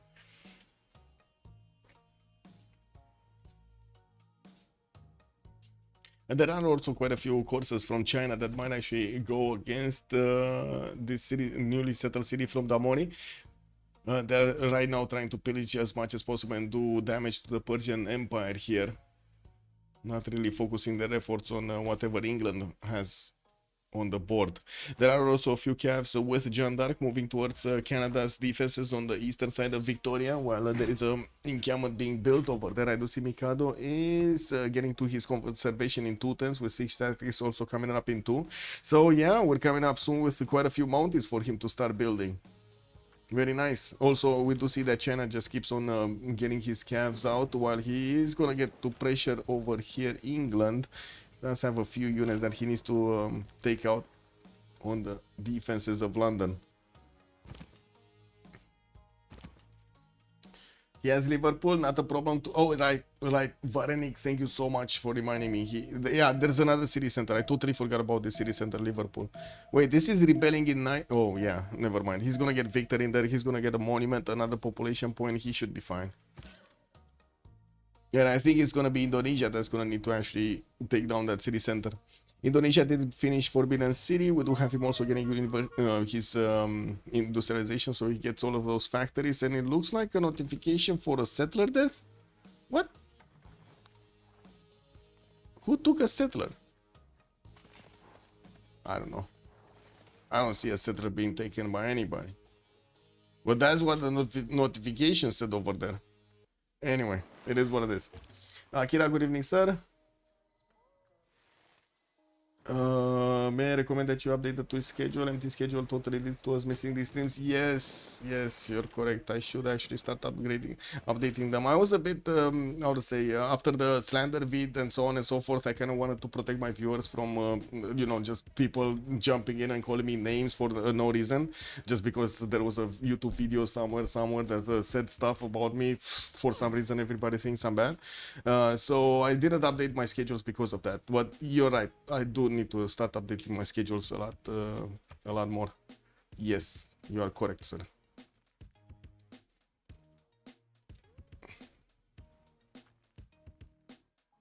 Okay. London still under siege, half HP right now. Now the courses do not need to actually attack into the walls and they can do damage directly to the wall strength. There is still a Trebuchet that could do the damage, but I don't think he has enough strength on these courses or the remaining mini units that he could attack into the city of London and take it. I need see no settler either. Oh, you didn't see it. Okay. yeah, Kira, it's still ongoing, man. It is what it is. Random people just popping into my Discord over there saying, "Oh, you need to die," and I'm like, "Sure, okay." Excuse me for breathing, my friend. Excuse me. Did I take your air? I'm so sorry. Crossbows in tours. We do have also some caps coming out from Amboise, and by the looks of it, we're gonna need to see if Babylon is gonna get a decent military. If he did get to CAF technology, that means he actually got to Guard Imperials. What are the Guard Imperials? Why is there no Guard Imperial while he has the perfect... Oh my god, he had the perfect thing to get going. Fortunate, man, unfortunate. This is what it is. Anyway, I'm pretty sure Bradford is gonna be taken. The question is Leech gonna take this city, or is he gonna give it to LDK, or is he gonna give it to Listoria? We don't know. And they will have the Arctic Ocean to actually get to the trade routes going, which is going to be super valuable for the gold per 10. I do see Leech is also going to get his industrialization next turn, while he still is padding those numbers of production and the science. We did jump into the new era, and taking a look at the era score here, we do have Indonesia managing to get his from the coinage, and I do see on the other side Krylov did manage to get the heroic age, so he's going to have 3 of those bonuses. 102 science, 51 culture is still not going to be strong enough to trade punches with almost 200 science Leech and 70 culture Leech. Metal casting coming up next turn. Naval tradition also getting out there. Yeah, you're witnessing a lot of stuff here. He escaped northeast. Yeah, Kabachok also, good evening, sir, and welcome. He escaped here, where we do have Indonesia starting to get his units, but the junk is a bit too far away from actually attacking. He's going to need to get a trebuchet or something like a bombard to actually go against that city center. While he did also get Stoke upon Trent after he killed off a city center. I believe it was Cahokia over here or something. But anyway. We do have China sending some of his units to maybe take care of this city center, and it doesn't seem like Canada is going to have a good enough military to take these down. Let's take a look at the vision. He does have vision of a Stoke upon Trent. He does know about the city center. There is no more James of St. George, right? He did actually put the walls over here in Liverpool, and that was his last charge. Yeah. Wait, he chose to for or settle? Who did he for? Come on, this is not a for or set. Oh, you mean with this one he chose to for or settle? I mean, yeah, there wasn't really where, like, he didn't really have where to go, man. He didn't know where to go.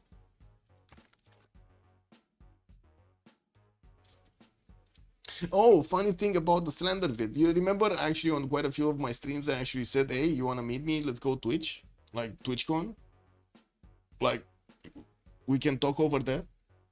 Nobody showed up.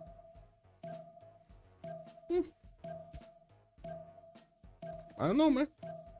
This is what it is. Keyboard warriors these days, man. They say anything they want on the internet, but when you actually wanna, you know, directly talk with somebody, oh no, I can't do it. Digital demo.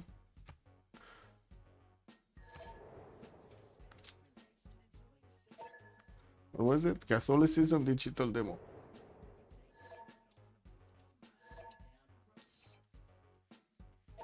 Okay. Yeah, what is this? I think they do want to get a pause or something going. Liverpool could have gone a little bit more west. Yeah, true. I don't know if there's gonna be a pause or not. But anyway, be right back. 2 minutes. And we'll see after.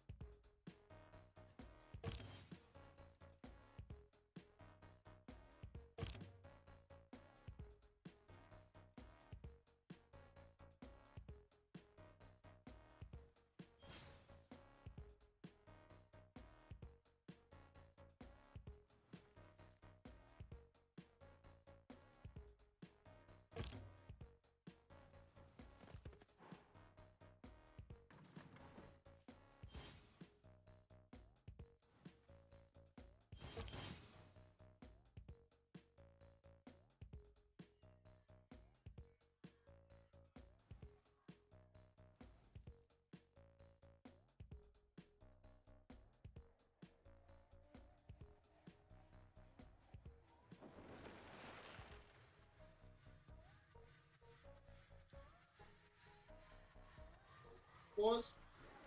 Wait. So we do have a pause? Okay.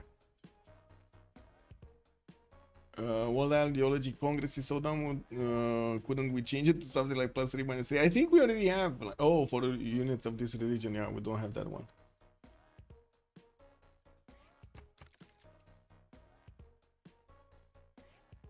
Okay, I guess we're gonna have a pause by the looks of it.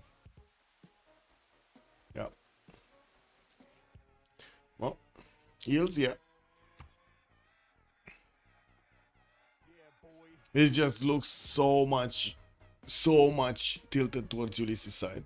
The science, the production, except JR that has the production, everybody else has a lot more. No problem, man. Ooh, Guard Imperial is getting hard built. It's a hard one. Yeah. Have a good evening, Daniel. Okay. Where's England? Here, Liverpool, London, and Stoke-upon-Trent. All three cities are getting, are gonna get attacked. We got China sending units to Stoke-upon-Trent, China taking down London, and we do have Indonesia sending units towards Liverpool. And I'm pretty sure we're gonna see some of these units from China going there. Anyway, I guess we'll be back a few minutes.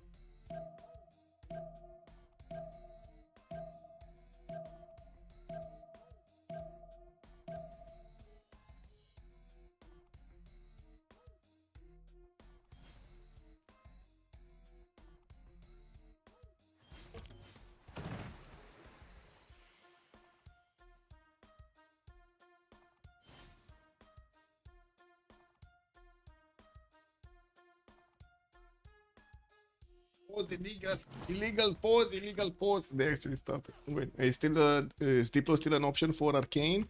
Well, they did manage to get quite a bit of Diplo on Eleanor. He's on 9 out of 20 points. Oh, wait, no. That's Ulyss. There's no way Arcane are gonna get to Diplo. Ulyss already got the points for it.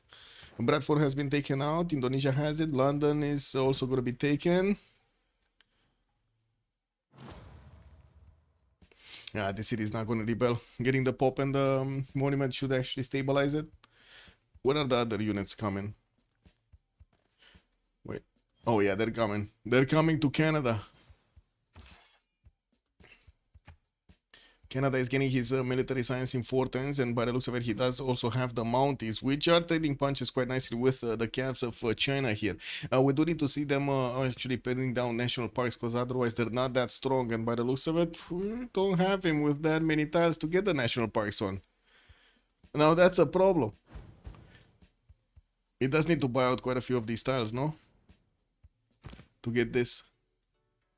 Dimitri, good evening, sir, and welcome. Also, is it possible Ulyss wins? Yes, 98% says they win. That's the prediction? Oh my god. 400,000 points were put into this.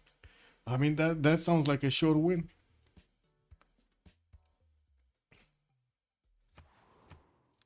Okay, we do have Leech, Jambi. We got France sending some of his scavs towards Indonesia.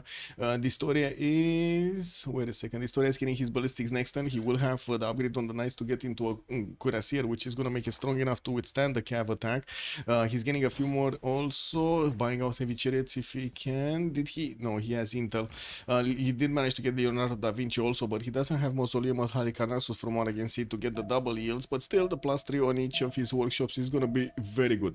He's trying to build a mausoleum in the city of Badung, but that seems like it's going to be a bit too late. He does have quite a few builders, 3 of them, that might actually get the chops, but he still needs a few more tents, and I would imagine he might not want to wait. We'll see. We'll see if he waits. Okay, first cav coming in.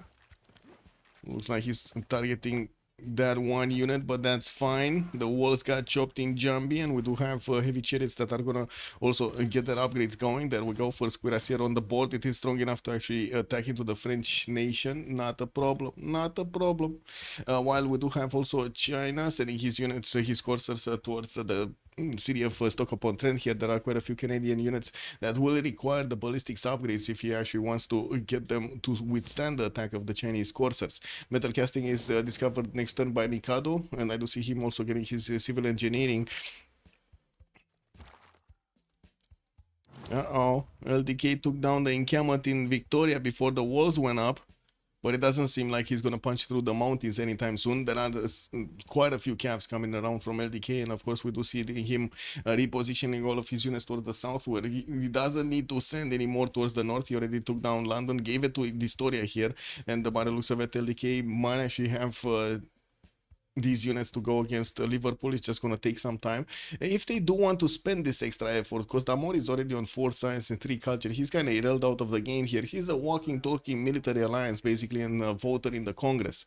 We do still have JR with the biggest production in the game, 633 points, 250 science, but it looks like Distoria is managing to get more text than him on 291 science and 95 culture, but with only 389 points of production. While Distoria did manage to get a few more cities on the western side, he's starting to get his coal power plants in his city centers, and of course getting all of his industrial zones with those bonuses.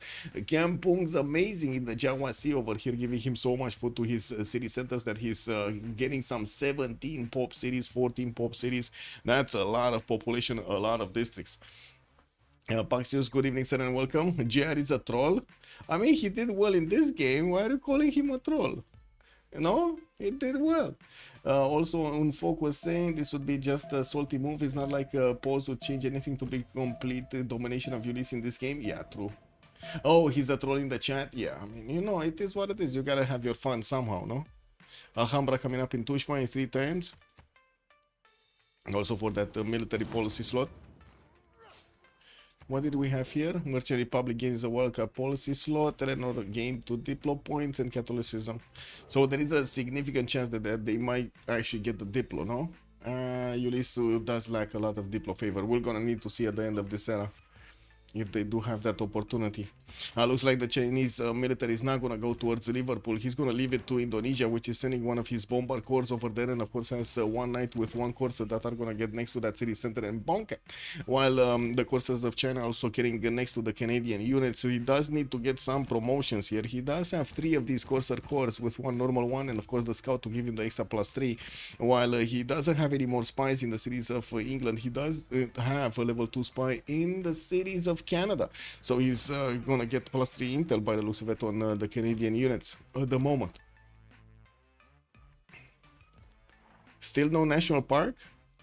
Still no national park. We do have one of the calves that did manage to wrap around here, and it looks like another one actually went through Victoria City. Oh my god, he's gonna get through, guys. He got through, and that's a GG right there. First So its game out face of a may best of change 3 throughout series the goes to ages. Ulyss. Between Ulyss and Arcane, it looks like Arcane is gonna History is have written quite from the a hand of long the challenge in the next part of series here, so they can actually get to equal and maybe even get the 3rd one.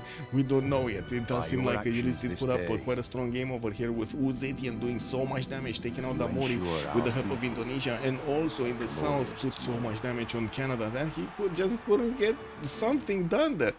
We did have, I do have to say, JR did manage to get a lot of sim going. He was the biggest production in the game. Unfortunately, it didn't help him. It didn't help them win the game. So let's finish the prediction here, and we're gonna get into the post-game chat. There we go. You guys won, guys. You guys won. It's 4 que j'ai eu, c'était pas trop possible. GG, well played. GG. Oh, big question, Kradlov. Why did you stay on 5 cities or 6 cities? What did you have? 5 cities. Because I wanted to spam pre-build on Courcher, but finally my team has not no horses. So Oh, I see. it was the dog choose, and when I chose it, if I go back to sim and all of that, I think I'm just feeding cities for Indonesia. I'm not sure if going back to sim altogether was a choice, but trying to get like 2 or 3 more cities out, I think would have helped. Yeah, maybe, but GG. I'm GG. Bonsoir. kinda, I don't know. Sure. Yeah, it was kind of like a weird game. You tried to go into Babylon, you couldn't do that much damage. He was countering you, but at least you took the city center. Then Indonesia, you couldn't get into. The north over there, you tried to focus on him. Didn't work out. Yeah. And very early we kinda know that Damori will die, so at this point we need to do something in the game. Except that he's pretty lost. So Even in you were position, expecting. we think it's really bad. I think the game depend on the pick Uzetian first, and after that on the GG. And after GG. that on what you're gonna do and what LDK did. LDK is starting to be specialized on Uzetian. I don't know. You guys will target ban it next time, I think. And I don't know why Arcane didn't ban Uzetian, because the last game they lost on Uzetian too. So I don't know. They don't have that much bans, and maybe Bah, they laisse-les pick parler, Black Alexis. Wheel. Maybe they wanted it. Laisse-les parler en fait. C'est vrai. Allez-y. Non, mais on était un peu bloqué sur les bans, on pouvait pas trop. The trade BQ and Uzetian, and BQ has a better bias, so it's kinda just sometimes Uzetian spawn on Rich Island has no fresh water and he's just fucked. I mean, the Okay, main it's not problem the game. is we It don't was the have case. horses. Redlove can't make pre-build of courses. So Yeah. You had a good spawn, Kradlov, right? Yep, but no strat, so... You don't have kinda enough fucked up. stat. Okay. yeah. Yeah. That was the main Okay, problem. that's why. Okay, when you see granary in my fucking cities, that's because I can do horses. Okay. The man had a mission, man. Stable give horses now. Yeah, for sure. But if I like, what the fuck is this reflection? I think I the average agree, map, but the map is globally really better for us. I mean, the NASCAR placement make it really hard for Age of Yeah. Sin to be relevant.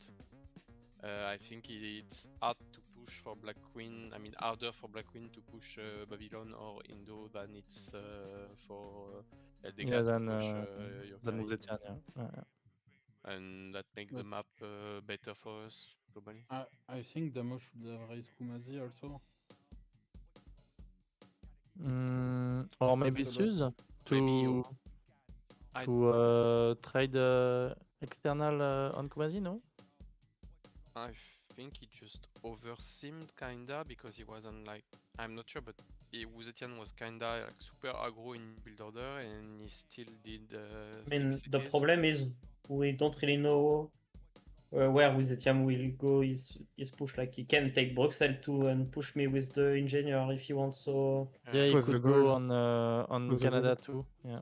Yes, but We I don't know. hesitate a lot in very early game to call you on Damori, and Alexis told me like Damori is way better to push because more easy to kill him.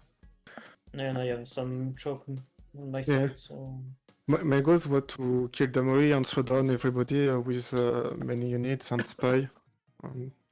Yeah. And Damori is between us, so we can help you to clutch and to help to finish him. So it's way better to go on Damori. yeah, yeah. And You played well on the escape, by the way. It was close, the escape. Yeah, for the escape. But Liverpool. I think the game is lose.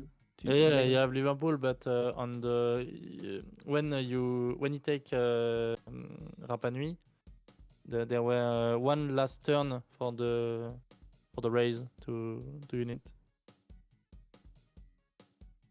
And I'm too Yeah, negative in yeah. goal. Like I'm not irrelevant in the game. I just use this gold for my team here. So